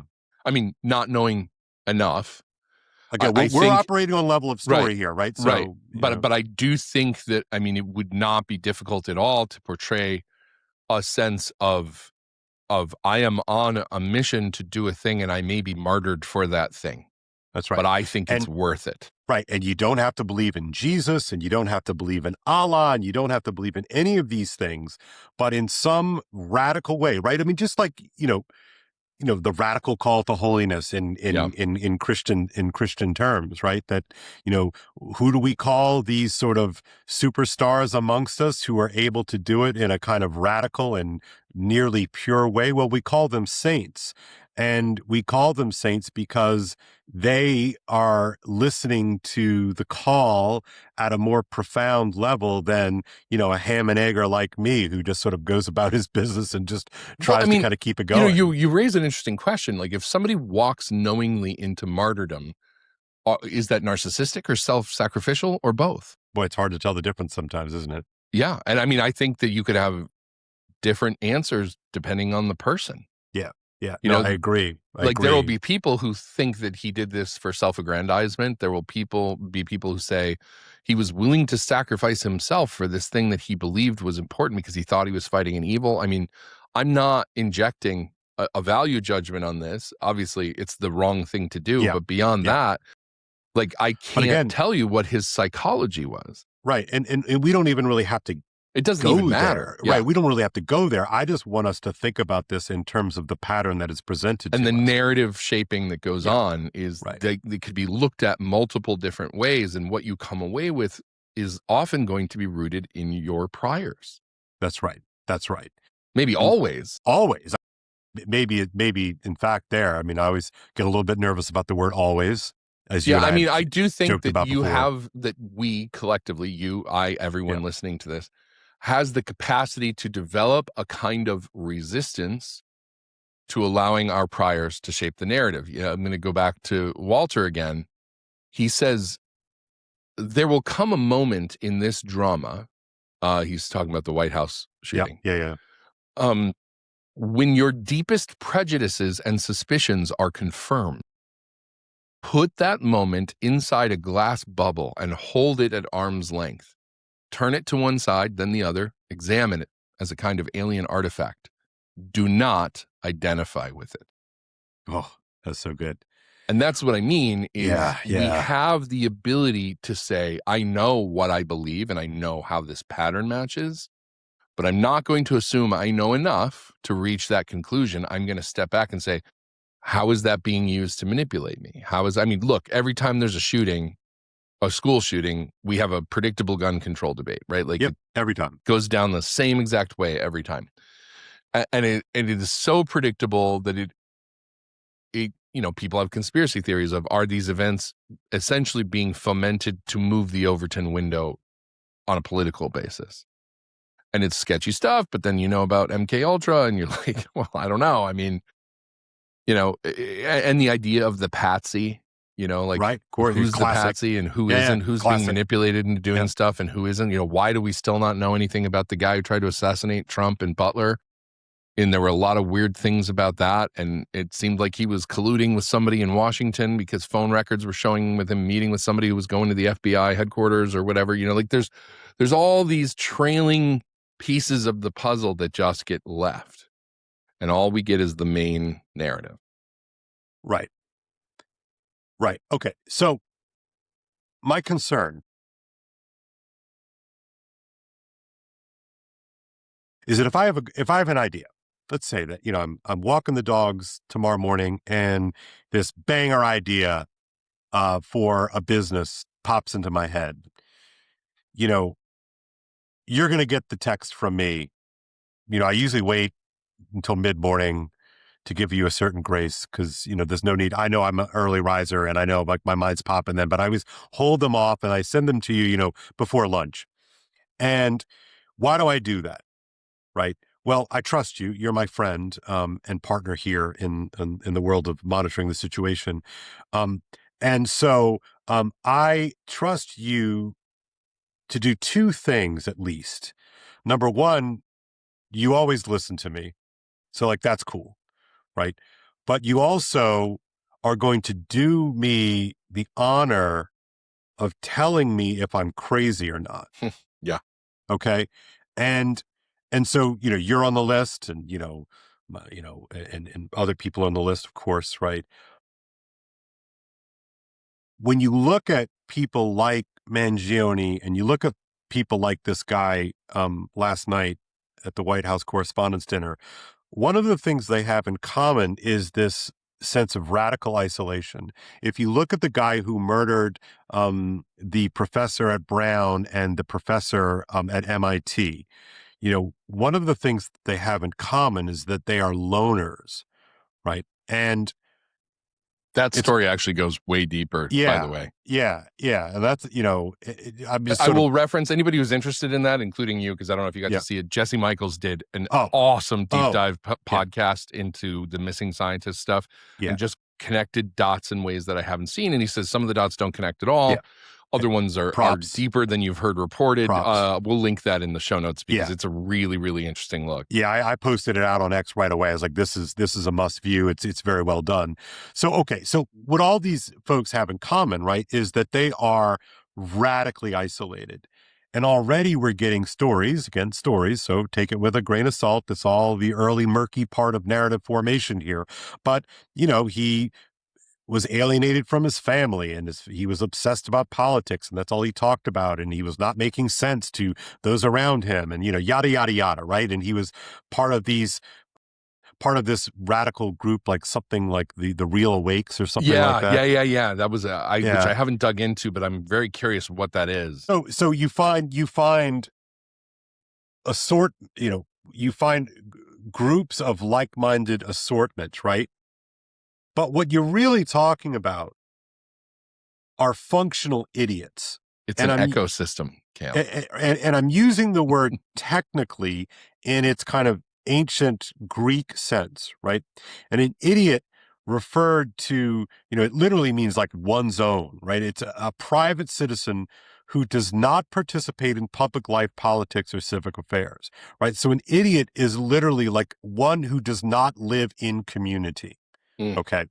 So, and what happens when you don't live in community, and again, we can be very expansive and non-technical about the word community, but anybody who lives alone, you know, and you talk about this, Steve, all the time, you run the risk of losing a sense of like who you are, which is kind of counterintuitive. You would think that the more time you could spend alone in a room, you know, by yourself, you would get deeper in touch with yourself. But there's a weird sort of counterintuitive move with that, right? So we all need reference points. Right. In fact, so the idiot is one who no longer has the ability to communicate within a community, something like that, right? So going back to the digital Skinner box, right? Our digital world allows us to live radically isolated because our technology, I mean, look, I could literally, if I wanted to, look, if you wanted to, you would never have to leave your apartment. Yeah, that's true. right? Because you can phone everything in, you can order everything in, like everything can come to you, right? You can do a complete, cut off contact, right? Invariably, what happens to a segment, a portion, a percentage of the population is that induces a kind of insanity. Well, I mean, to go back to a visual image we used in one of our earlier episodes, I don't remember which one it is, in order to identify the location of a broadcast signal, you must triangulate. Yeah. You can't use a single directional receiver and find where that broadcast is coming from. You need multiple points of reference because we live in a three-dimensional world. And so you can't just have one axis. You have to have multiple so that you can zero in and say, this is where this is coming from, right? And that's what you and I do for each other when we gut check. All the time. Where, we both have theories about stuff and then I'll say, hey, I mean, same thing that you said. Am I crazy? Like, and I'll check with multiple people. I'll be like, what do you think about this? And if they laugh immediately, I'm like, okay. But I mean, because there are times when you come up with something and you're like, I don't know if I'm if I'm on the right track or if I just, I'm sleep deprived here. But that external check allows you to triangulate. And if you're in complete isolation, what ends up happening is there's nobody to sound those ideas off of. And so you just lock in. You just decide, well, I believe it. I'm just going to go with it. Yeah. And that, I would argue, is a belief vector, right? That we all know, Steve, for instance, we've talked about before, maybe here, maybe somewhere else, but we've talked before about, like if you're a young Catholic, from the 90s, right? Going to the March for Life was like an electric moment. Yeah. Right? Why? Why was it such a salient experience for a young, like on fire Catholic kid, in 1995? Because you were already living in an environment that was 20 years removed from the legalization of abortion. Right. And it was the first time that you got a real world, tangible sense of, wow, I'm not alone in thinking that this is wrong. Look at all these people who are not only believe the same things as me, but believe it enough to make the sacrifice to get on a bus, to come here overnight, to stand here in the freaking coldest. It's always the coldest day of the year. I know. And to go through all this because we just want to say, no, I don't care. This is wrong. We all believe that this is wrong. Yeah. And it profoundly, in a way, really unlike any other experience that either of us have probably ever had, maps a marginal belief, or maybe not marginal, but certainly a minority belief much of the time, to a group of hundreds of thousands of people all over the country. Yeah, from all over the country. Okay, this is real. Like this is not an abstraction. I've talked to you about this before, but my old audience at 1 Peter 5 was, we had 300,000 or so unique visitors a month. Over the years, it was over 30 million people. Yeah. I try to visualize the number of football stadiums that would fill. I mean, because I'm just a dude working from home, writing stuff, podcasting, whatever. Yeah. The idea that I have reached millions of people with something that I thought, or that it's completely abstract to me. I can't wrap my mind around it. I have been recognized in grocery stores, like in places that have nothing to do with Catholic culture. It's the weirdest experience in the world because I'm like, I'm not a celebrity. I'm just a dude writing about church politics, Right. And so you can't put your arms around that conceptually. And it's one of the things about the digital space that's so weird. I have almost 44,000 followers on X. That's incredible. I don't know who these people are. They're all over the world, like, whatever. Yeah. But it's like, and I'll just express some random thought about how my day is going. And I'm like, I don't know how many of these people are reading it or who know or who care. It completely strips away any analogy to real life experience that you could ever have. These are invisible numbers that are supposed to be tied to real people. Right. And, I don't want to derail us too much because we're kind of going on a good trajectory right now. But, for me, and I have to write something on this, but like we have found a way to digitally hijack the Dunbar number. Yes. In stupendously, laughably absurd scale. Yeah. That I'm not bringing this up to brag. I'm just no, trying to, I know you're not. But I mean, just to be clear, like I'm trying to get my arms around how surreal it is to see those numbers and know that that's supposed to mean real people. Right. But I don't know who those people are. I don't interact with those people. You know, I was, you know, my comments on my Substack are restricted to paid subscribers because I just hate managing comment boxes and it keeps the conversation civil. But I have almost 300 paid subscribers. I have 4 or 5 people who ever comment. I don't know who the rest of them are. I don't have that interaction with them. I know they're real. I know they're supporting my work, but I don't know who they are. And so you see these numbers on dashboards, or like I have friendships that are over 20 years old with people I have never met in the real world. I have never met Hillary White. And we have been friends since I didn't know that. 2003. That's so funny. I didn't know that. We have had phone calls. We have done podcasts together like this, you know, where I've gotten to see her. Yeah. But I have never been in the same room with that woman. And I have been friends with her for 23 years. Yeah. You and I have spent a total of what? 20 hours in each other's presence? Maybe, yeah, right. Like if I went in the car to go visit you right now, it would be a 12-hour drive to get to you from where I am. So even though our friendship has real world implications, like the vast majority of our interactions are digital. Right. And I don't know what this is doing to us. Yeah, right. I think that's kind of what I'm getting at. And so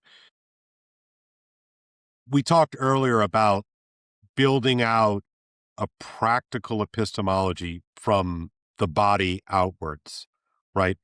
You know, as I said, just do it again, like me, my family, my students, my colleagues, their parents, you build it on out and you can kind of make your way all the way up to the tippy top of the social hierarchy and you kind of get there.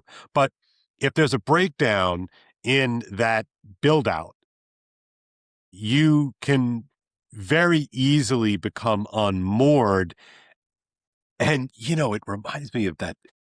What is that? Again, in Pasulka's book, she talks about astronauts who have been out in space. Yeah. And they have, I forget exactly what she calls it, but they have. There's a term for the There's an expression for like looking at the Earth or something, like from outer space. I don't know if it's the blue dot experience, like, because that comes from Carl Sagan, but there's this thing that happens when astronauts are out there, and when they look at the Earth, they have this weird like epiphany. Yeah. And, you know, it's like you've been granted a view that you were not built to have, right? You know what I mean? Like it's none of us were like meant to be able to see the Earth from thousands of miles away.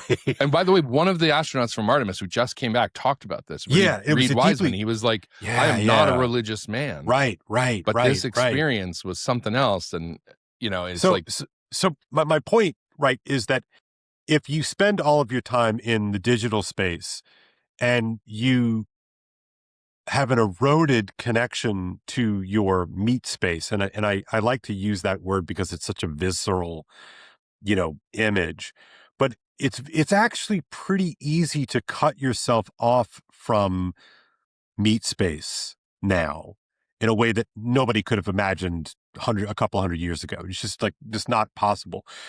That can really warp a person. You know, that can really, you know, you become easily hijacked. It's like there's a fragility that happens when you become unmoored from your local physical bodily space. And I think it's probably very easy for some people to lose the plot, as I said earlier, and decide, you know what I'm going to do? I'm going to check into the hotel in Washington, D.C. the day before this event featuring the president, this press corps event featuring the president, and I'm going to bring guns, and I'm going to just do it. And you know what I mean? Like, no, I don't. Right, I know. It doesn't make sense to me. And on top of it, we've been talking about this guy, Cole Allen, who is clearly intelligent, functionally at least. Yeah. How in the actual hell did he think he was going to get near any of the people he wanted to shoot? Yeah. Through the entire room and all the Secret Service agents and all, like, there was no chance he was going to get there. And I'm just like, I mean, the guy made a first-person shooter game. He did game development. Like, if you've ever played those games, like, you're not going to snipe somebody with a pistol from 100 yards away. You know, like, what are you doing? Yeah. So what did you think was going to come from this? Yeah. So his, again, hero mode, right? I mean, that's what we're talking about, Steve. This is. I kind of wonder if he intended to fail. Yeah. To draw attention to something. Well, what his pathway, from elite technical training to game design to alleged real world violence. Mm-hmm. What?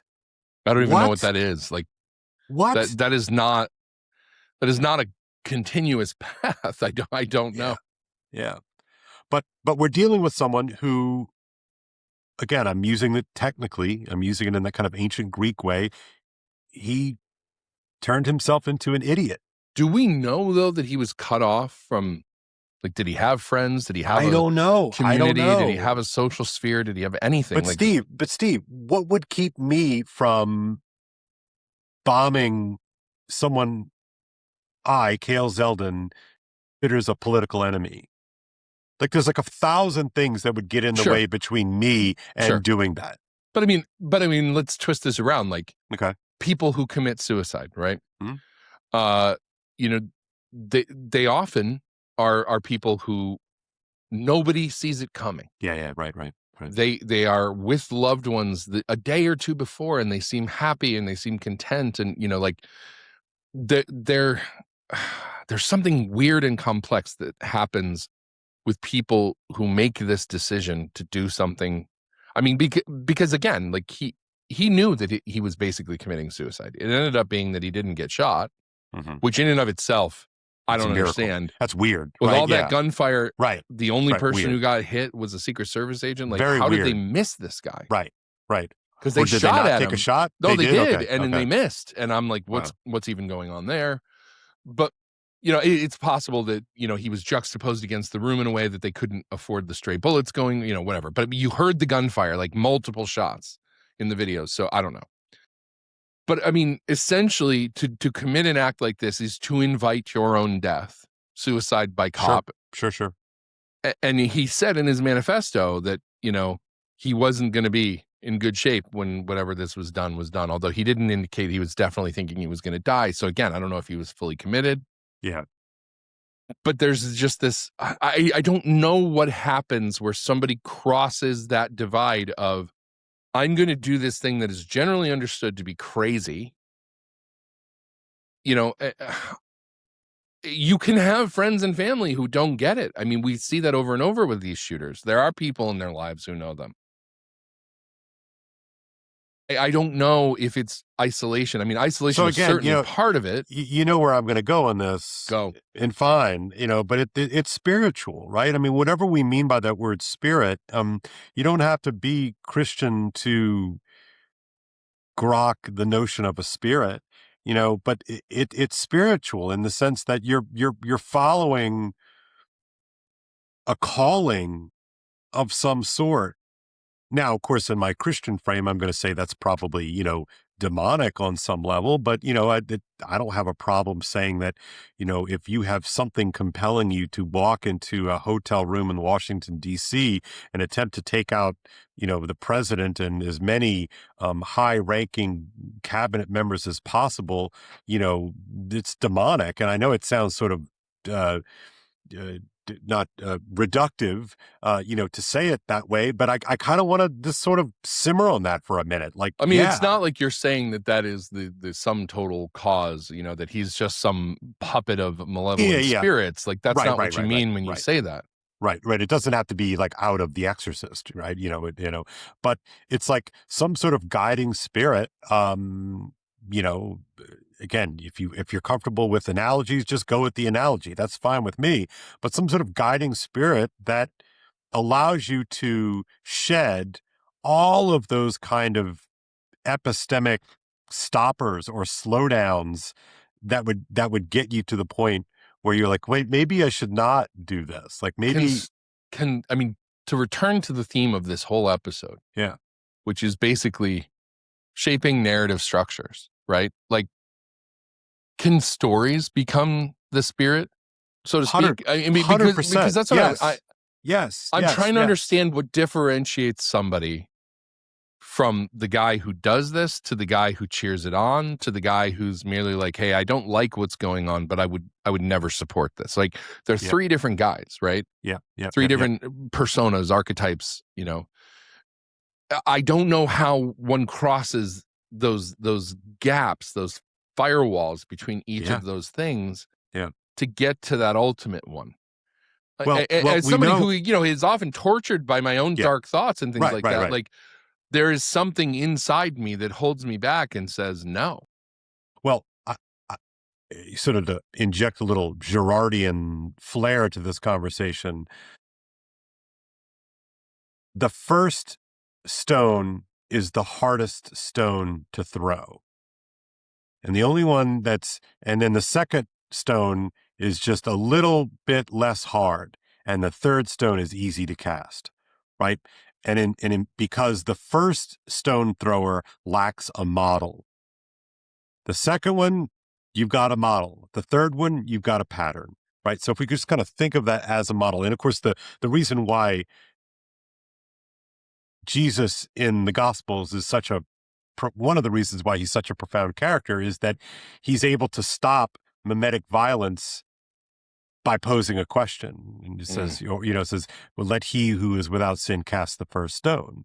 And it sort of has this moment of arrest where you're like, oh, wait, you know, but one of my concerns with this, Steve, is that we now have multiple models of people who believe that this is a viable play, not because it's going to work, right?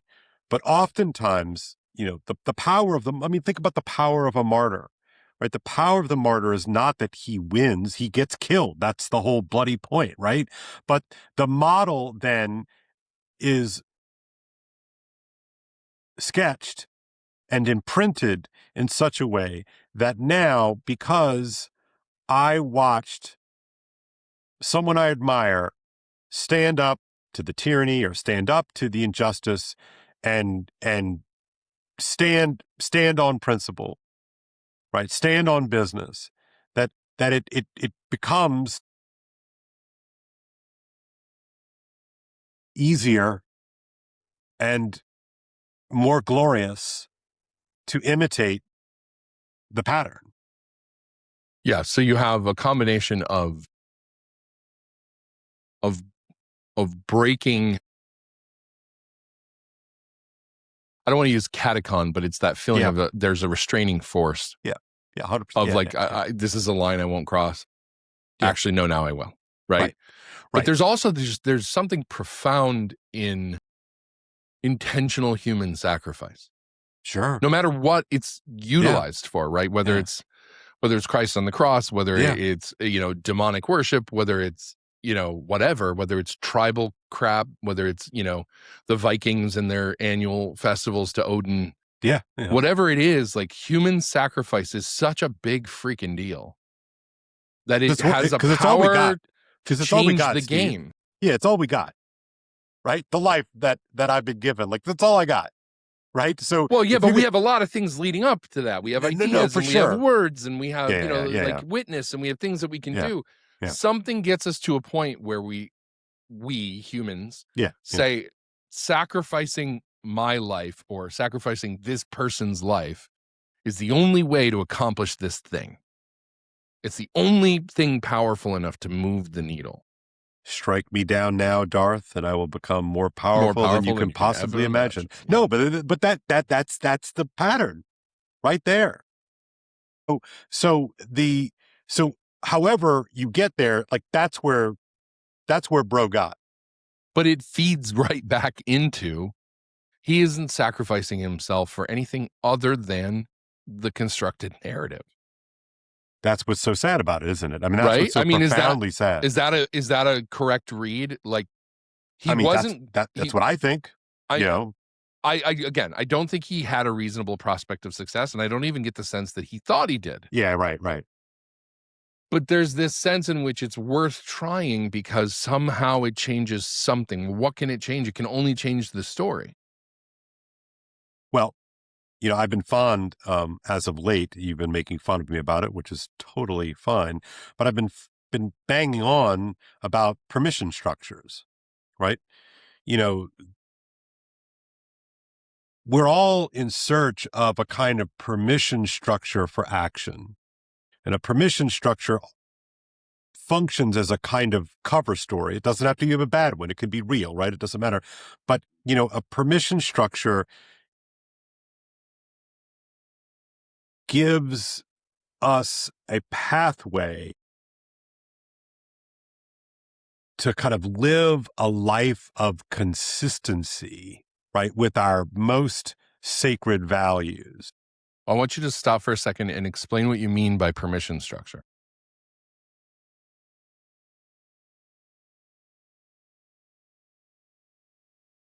So a permission structure,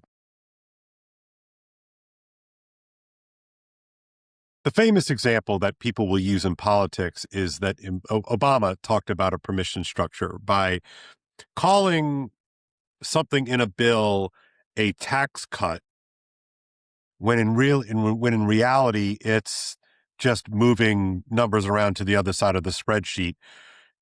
Okay. Gave the Republicans a permission structure to vote for a bill. I see. So it's a pretense, basically. Correct. Yeah. It's a pretense to take action that would not have previously allowed action. Right.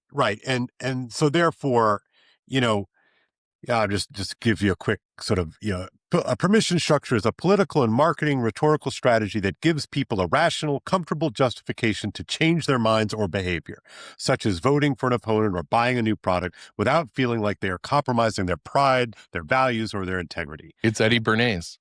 Correct. It's the cigarette campaign that we talked about. Yeah.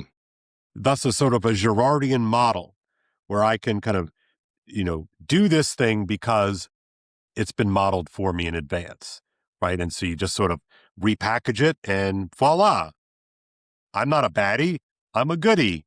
Right. Well, just for the audience who might not have seen that episode, what was that campaign called? Do you remember?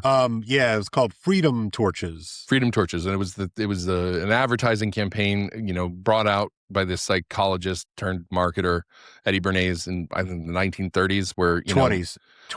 Just got a bunch of women to smoke in public, which they weren't socially supposed to do, and then photographed it and got news articles done about it and created this whole mimetic desire so that women would start smoking. Right. And it happened like overnight. Yeah. So they effectively overnight doubled the potential size for the cigarette market. Right. So boom, done. Pure astroturfing. Right. But it's a permission structure. It is. Exactly. This is now permissible because I read this article in the New York Times. Right. I saw this thing and it's like, oh, well, they're doing it. So now I can do it. That's exactly right. Yeah. Okay. So I'm using that as a way to try to understand. I mean, gosh, we could use it to understand both the SPLC story and the White House Correspondents Center story. Right? That in essence, a permission structure is laid out and the special amongst us are going to take us up, are going to take it up, are going to take advantage of that structure, and they're going to do it. And I think this is going to get easier and easier and easier. I firmly believe that we are headed into a vicious mimetic distortion field right now. Why do you believe that it's going to get so much worse in the imminent future? And what do you see as the sort of animating force behind it? Like where is it pushing us to go? Because we live in a digital Thunderdome. And such a great term. Right? I mean, all of those normal physical stays against, getting me from point A to point B, right, are almost infinitely fungible in the digital space. Do you think, this is a random question, I don't expect you to have a definitive answer to it, but do you think that the people who have grown up in the world where there was only ever the digital space have a harder innate ability when it comes to discerning what is real from what is virtual. 100%. You do. Yes. Like, for example, you know, I don't know if I'm sure you remember, but like there was this big thing in probably the early 2000s about, you know, people who play violent video games, you know, and it encourages violence. And it's like, and I have killed more people in video games than I can possibly count. And I have never had the slightest inclination to go out and do a shooting in public. Right. And nor does anybody else I know who plays those games. Like statistically, the data is not there to back it up. But I do wonder, you know, and it's not entirely irrelevant to the fact that this guy was a game developer, you know? Like, are the people who grow up in a world where virtual exists, just coexists alongside the real, that they don't make the distinction nearly as well? So video games, up until like yesterday,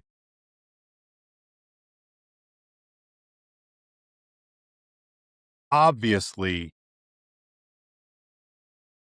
realms of play. Yes. Because even the best video games now, you know, at the highest level with the highest graphic processors, still suffer, sorry, I'm using that loosely, from the easy eyeball test. The uncanny valley. Even the great ones are still like, I'm playing a video game. Right, you know. Okay. I'm not concerned with video games, but I am concerned with video. Yes. And not that I want to get this episode flagged. So I'm going to... It's probably too late at this point. I'm going to talk... Said too many keywords. I'm going to talk around it a little bit, but think about adult entertainment. Today's secret word is circumlocutory. Kale's foray into circumlocution. So think about, you know, online adult OnlyFans like material. It seems to me very clear when you look at survey data that what is considered in play as regards relations between men and women was inconceivable 25 years ago. You know, so a perfect example of this is choking. Yeah. Okay. It seems pretty clear to me that choking as a normal part of the way that men and women engage in intimate activities, carnally know one another, is directly downstream from that type of entertainment. And so, you know, you're not talking about a video game, but you're talking about video.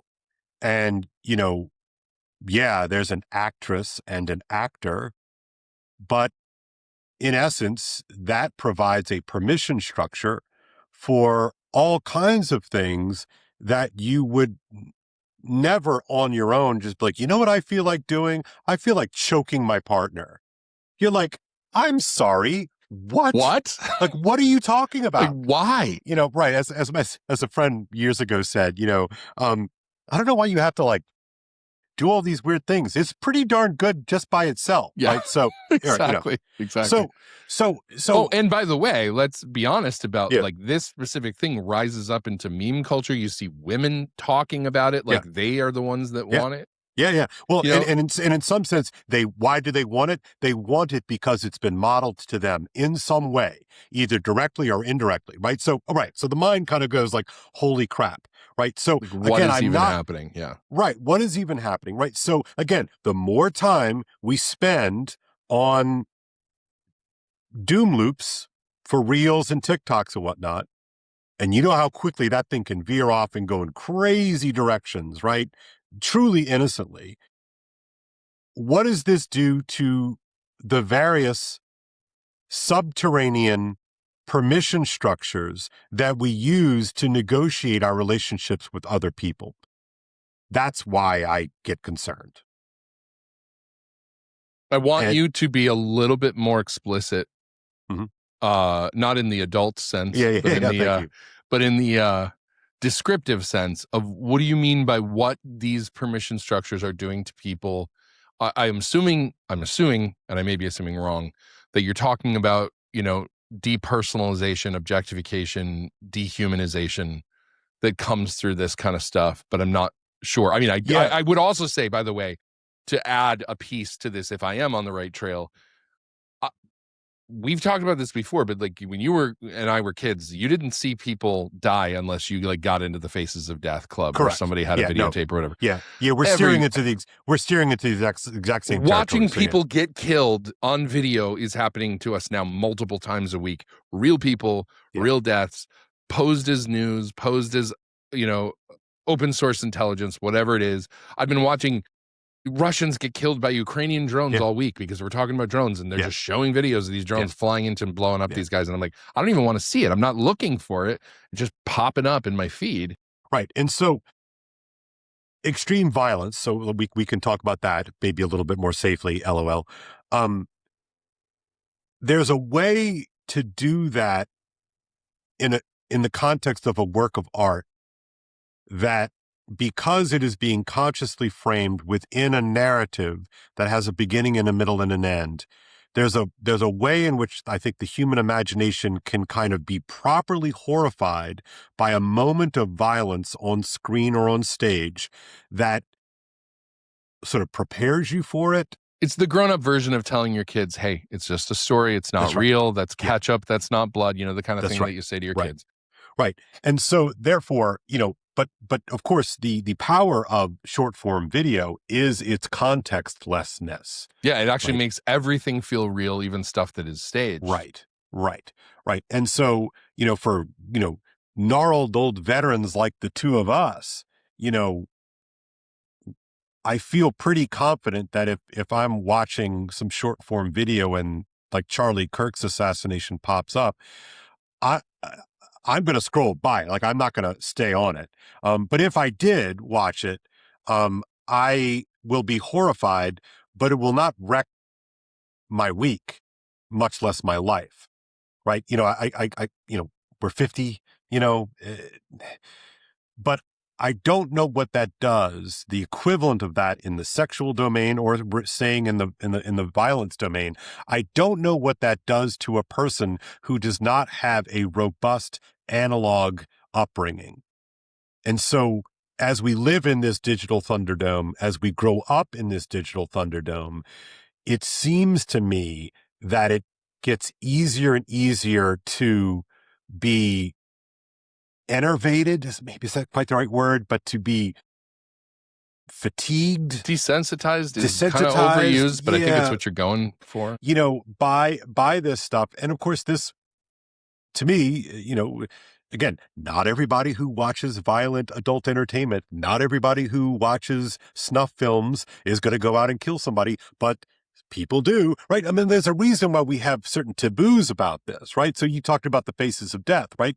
There's a reason that Blockbuster didn't, I'm sure they could have rented the heck out of Faces of Death 1, 2, 3, 4, and 5, right? 100%, right? There was a reason why it was the seedy, VHS store on the other side of town that had it and the adult entertainment in the little room, in the back, right? There was some kind of shared sense that there are just some things that people do not have to be casually exposed to.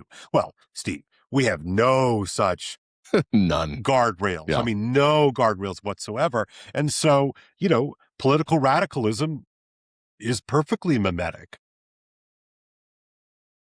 I just don't even know where this leaves us. Well, I mean, to me, finding a way to break the spell is of paramount importance. I'm not saying it's the same thing as cold turkeyism. Maybe it is for some people. But there has to be some kind of practice of touching grass. And I mean that metaphorically. Look, this is, you and I each sent the exact same thing to each other yesterday without us. I didn't realize you had sent it. Yeah. And then yeah, that happens a lot, by the way. It does. It does. Where we'll come across something, we'll be like, "Dude, we got to talk about this, right?" And what it was is Gary Vaynerchuk. If you're not familiar with him, big big guy in the social media space, always predicting trends and where things are going to go and all this kind of stuff. And, VaynerMedia has done a phenomenal job of that for years. And he advises a lot of clients. And like, he's a guy I listen to when he makes predictions because he gets a lot of them right. And so this is what he says. He says, we're about to see the explosion of analog. He wants to open a restaurant that makes you check your phone in at the door and seats you at communal tables. He says, extreme AI is creating extreme analog. I think it's a barbell. I could not be more interested in physical retail, event-driven businesses, in concerts and venues. There are a lot of interesting non-digital realities that are coming as a countermove to the insanity of AI advancements. And I would say AI is not the only thing. It just seems to be the tipping point. Yeah. We're literally within a half decade of not believing a single video that's on the internet. In 5 years, if we're having this interview, most of the audience is trying to figure out if we are real or not, which is crazy because he's on the news and he's saying 5 years from now, nobody's going to know if this is a real interview or if these are digital avatars, basically. That is very real and it has substantial counter opportunities. Any real entrepreneur, they're not crying about AI killing them. They're curious about how AI at scale is going to create opportunity for them. So, he's a business guy. He's looking for those opportunities. But, I mean, to my mind, this is something you and I keep coming back to, which is this not just the desire to return to analog, but it is particularly and noticeably stronger in the younger cohort right now than it is even in our generation. Like we were tech adopters at, teenage years. Yep. And so we're like, hey, we're grounded. Like we know, we like tech, but blah, blah, blah. Like we're not as affected by it in the same ways. These kids, my daughter, Sophia, is the most anti-AI person I have ever met. And it didn't come from her mother or from me. Yeah. No, this is the pattern that I see amongst my kids, right? So most of the kids that I teach right now, 15, 16, 17, 18, and therefore all of their parents are about my age. I'm older than some of the parents and I'm younger than some of the parents. So, Gen X, roughly speaking, and all mostly Gen X now that I think about it. The Gen Xer parents love AI. I'm talking broadly here. Right, sure. Love AI, love fiddling with it, can't wait to adopt it in their work. Just like, man, look at this cool thing. And almost all of my students even like some of my kids who are going to go code at Stanford next year, they all have this skepticism. Some of them are skeptics. Some of them are like have an allergy, like what you're talking about with your daughter. But it's such a funny generational divide. Now, again, not all of, like, I have some of the parents who talk to me like they hate AI. They can kind of see it. They're kind of more like me, broadly speaking. Very interested in the allergy and the visceral, emotional, I can't even fully articulate it response from kids who are otherwise very articulate. Yeah. Look, this is one of the times, maybe the main, but this is like a specific time where I really wish I had capital because I always have this, like when I see Gary V come up with something like that, I'm like, Steve and I talked about this like 3 months ago. Yeah. It's like I had a hour-long conversation with a dad a year ago from one of my students, and we were kind of talking about the digital and the analog and, experience, et cetera. And I agree with Gary V. This is something you and I have talked about before, but I think that there's going to be a deep need, want, desire, obsession over analog experiences moving forward, because I believe the human person craves the real. And like Gary V says, I think that the credulity with which I think the digital will strip us of all credulity. Yeah, I agree.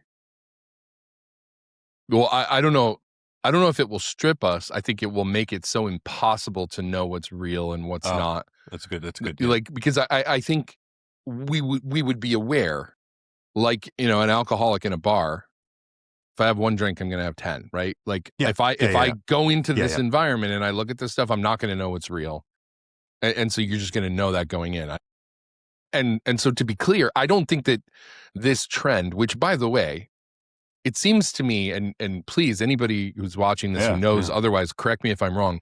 I am unaware of a single historical example of a younger generation rejecting a technology that older generations are more or less okay with. Like that to me is, this stands out as very this unique. is novel. And you and I have been kind of racking our brains. Yeah. And again, please, if you got something, folks, drop it in the comments. We're all ears. But I will say that I don't think that this move towards analog means that the AI world we've been talking about isn't coming. I think it's coming. Oh, yeah. It's 100% coming. Yeah. This is a counter resistance movement to retain humanity in some way. And we talked about this in the last episode about the AI, supersonic tsunami. Yeah. This world seems like it's coming, and it seems like it's coming fast, and it's going to take over everything. And the only thing that we may have left as human beings, if it does come to pass as predicted, will be the very human things that we can do, the human experiences, the human expressions through art and music and creativity. And I'm not saying AI can't make beautiful art and music and stuff, because it can. It's often very compelling, but it's not human. It's counterfeit. Right. And there's going to be something about doing very human things, going to in-person, like human concerts and human whatever, like art shows or whatever it is that we're going to do, symposiums and freaking Socratic meetup groups. And I don't know what they're going to be. Yeah. No. But real engagement offline. So what you're going to see the same thing play out. This is my prediction here. You're going to see the same thing play out in the educational sphere. You're going to see in the next 5 years plenty of expensive private schools will all but reject the digital. And I'm not sure what's going to happen in the public school space, but I think you're going to see a financial class divide between those that can afford the analog and those that are consigned to the digital. So that's a little bit dark. The digital will become the plebeian option. Correct. Yeah. Right.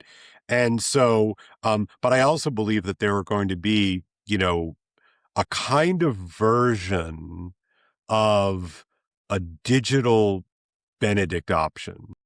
We might call that the analog option. I think that you're going to see form communities or groups of people that are going to intentionally carve out non-digital spaces. I even kind of predict that you're going to see a return to the living room in which there's nothing digital plugged in. I think you're going to see a return to, like the conversation pit, something like that. Maybe I'm wrong, but I think that people are going to do that as sort of like small acts of defiance against the super digital social matrix. Bold predictions, Cotton. Do you think they'll play out? No, but it's funny because I was out doing deliveries the other night. Mm-hmm. I'm driving through this suburban neighborhood, and it's after dark. And I come around a corner, and there's all these kids playing basketball in a driveway. No phones in sight.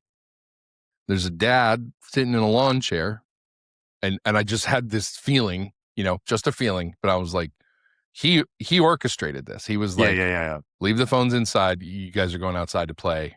And he's sitting outside making sure that they live a real.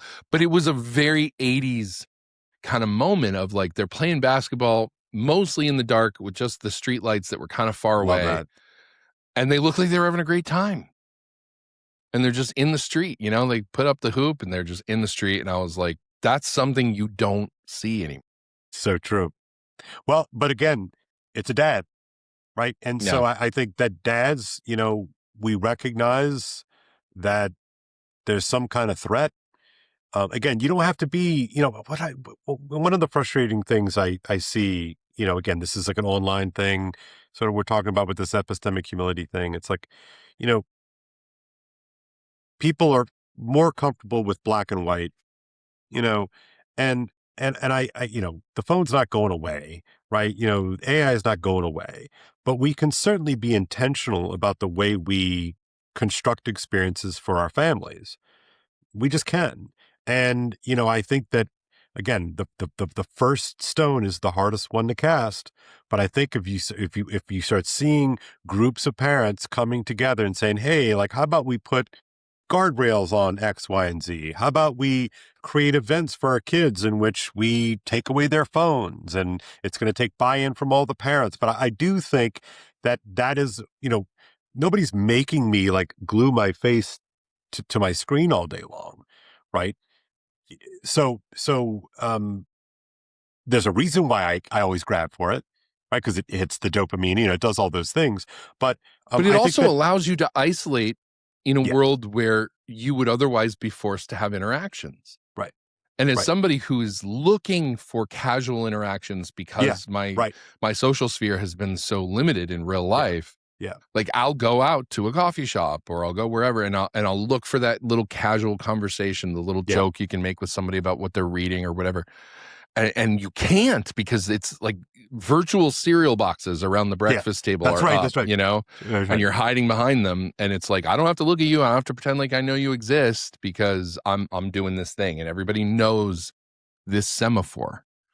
Yeah. And so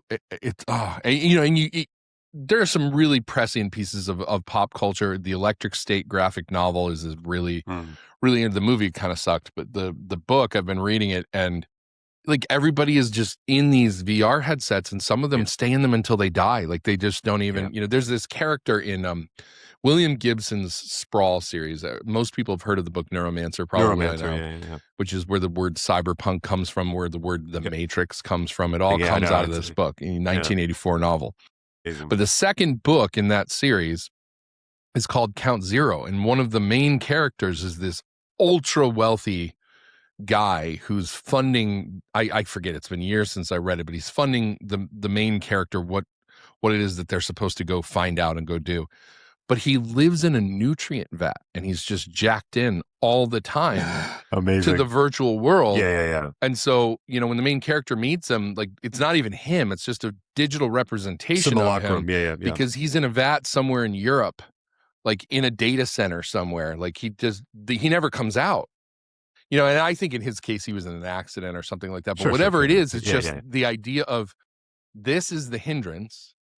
This and the ability to interact with those other things is, that's the real, where the rubber meets the road. Yeah. And I think that's why I was earlier in the conversation insisting upon the body, that every form of Gnosticism is a denial of the body. And we have a kind of post-spiritual digital Gnosticism that we are being, sort of talked into. And I think that, the story you told about driving in that nice neighborhood, is exactly, what is that? There's nothing more simple than a couple of kids outside in the driveway playing a game of chase or basketball or whatever it is, and the lights going down and it's getting dark out. And it wasn't a small group. It was like 10 kids. Like it was it was nice. Yeah. Like that's so cool, right? Like I drove away with a smile on my face. Yeah. I'm like, that's so awesome to see, Yeah. There's signs of life, signs of life, but the body is real. And that's what I mean about the allures of the digital space, and the bummer of meat space, is that meat space teaches you limit. Meat space teaches you, just the limitations of you and therefore the world. And, if you can kind of cut yourself off from that natural sense of felt limit, experiential limit, I think that human beings are capable of pretty wild, crazy, unfortunate, bad things, and we have to recognize that the digital, a clear hazard of the digital is that it can give you a momentary relief from your body. And paradoxically, that the more you get relief from the body, the more you need to keep seeking that relief. And we all know that, if we're into a game, it's like, I remember trying to finish, oh God, what's the name of that game? The last real game that I played. Anyway, gosh, they made a pretty bad movie about it. Sony, anyway, but you know what that's like, right? To be so obsessed, like I'm going back, I'm turning it back on. I've got to win that level or what have you. Feels more real than real. Yeah, because you want to figure it out and be able to do it and all that kind of stuff. That it has the potential to choose, as you just said, the more real than the real, and ironically, the more real is actually just the more fake. Even if it's a good experience, and I love video games. It's a good experience, but if it becomes substitute, rather than an augmentation of a lived life, right? Yeah, I mean, you can read a novel to escape, and that's just paper, right? But at some point, you got to come up for air even from that. Yeah, that's right. Well, signs of life, Steve. Yet another wide-ranging conversation about narrative shaping in the digital Thunderdome. Yeah. Oh, there you go. Man, that's the title. You just came up with that, because I'm sitting here thinking, like, I don't know what to call this thing. Yeah. Well, it was a lot. Yeah. Well, look, everybody. Thank you for showing up. If you've made it this far, we really need to learn how to do this at the beginning or maybe somewhere in the middle of the conversation, Steve. But it would be nice if you could hit the like and subscribe button and leave a comment. We're both love to mix it up with you folks in the comment section. So please, that would be great. That would be great. All you never saw, been in trouble with the law since the day they was born. Take it away, champ. All right, man. Take care. Well.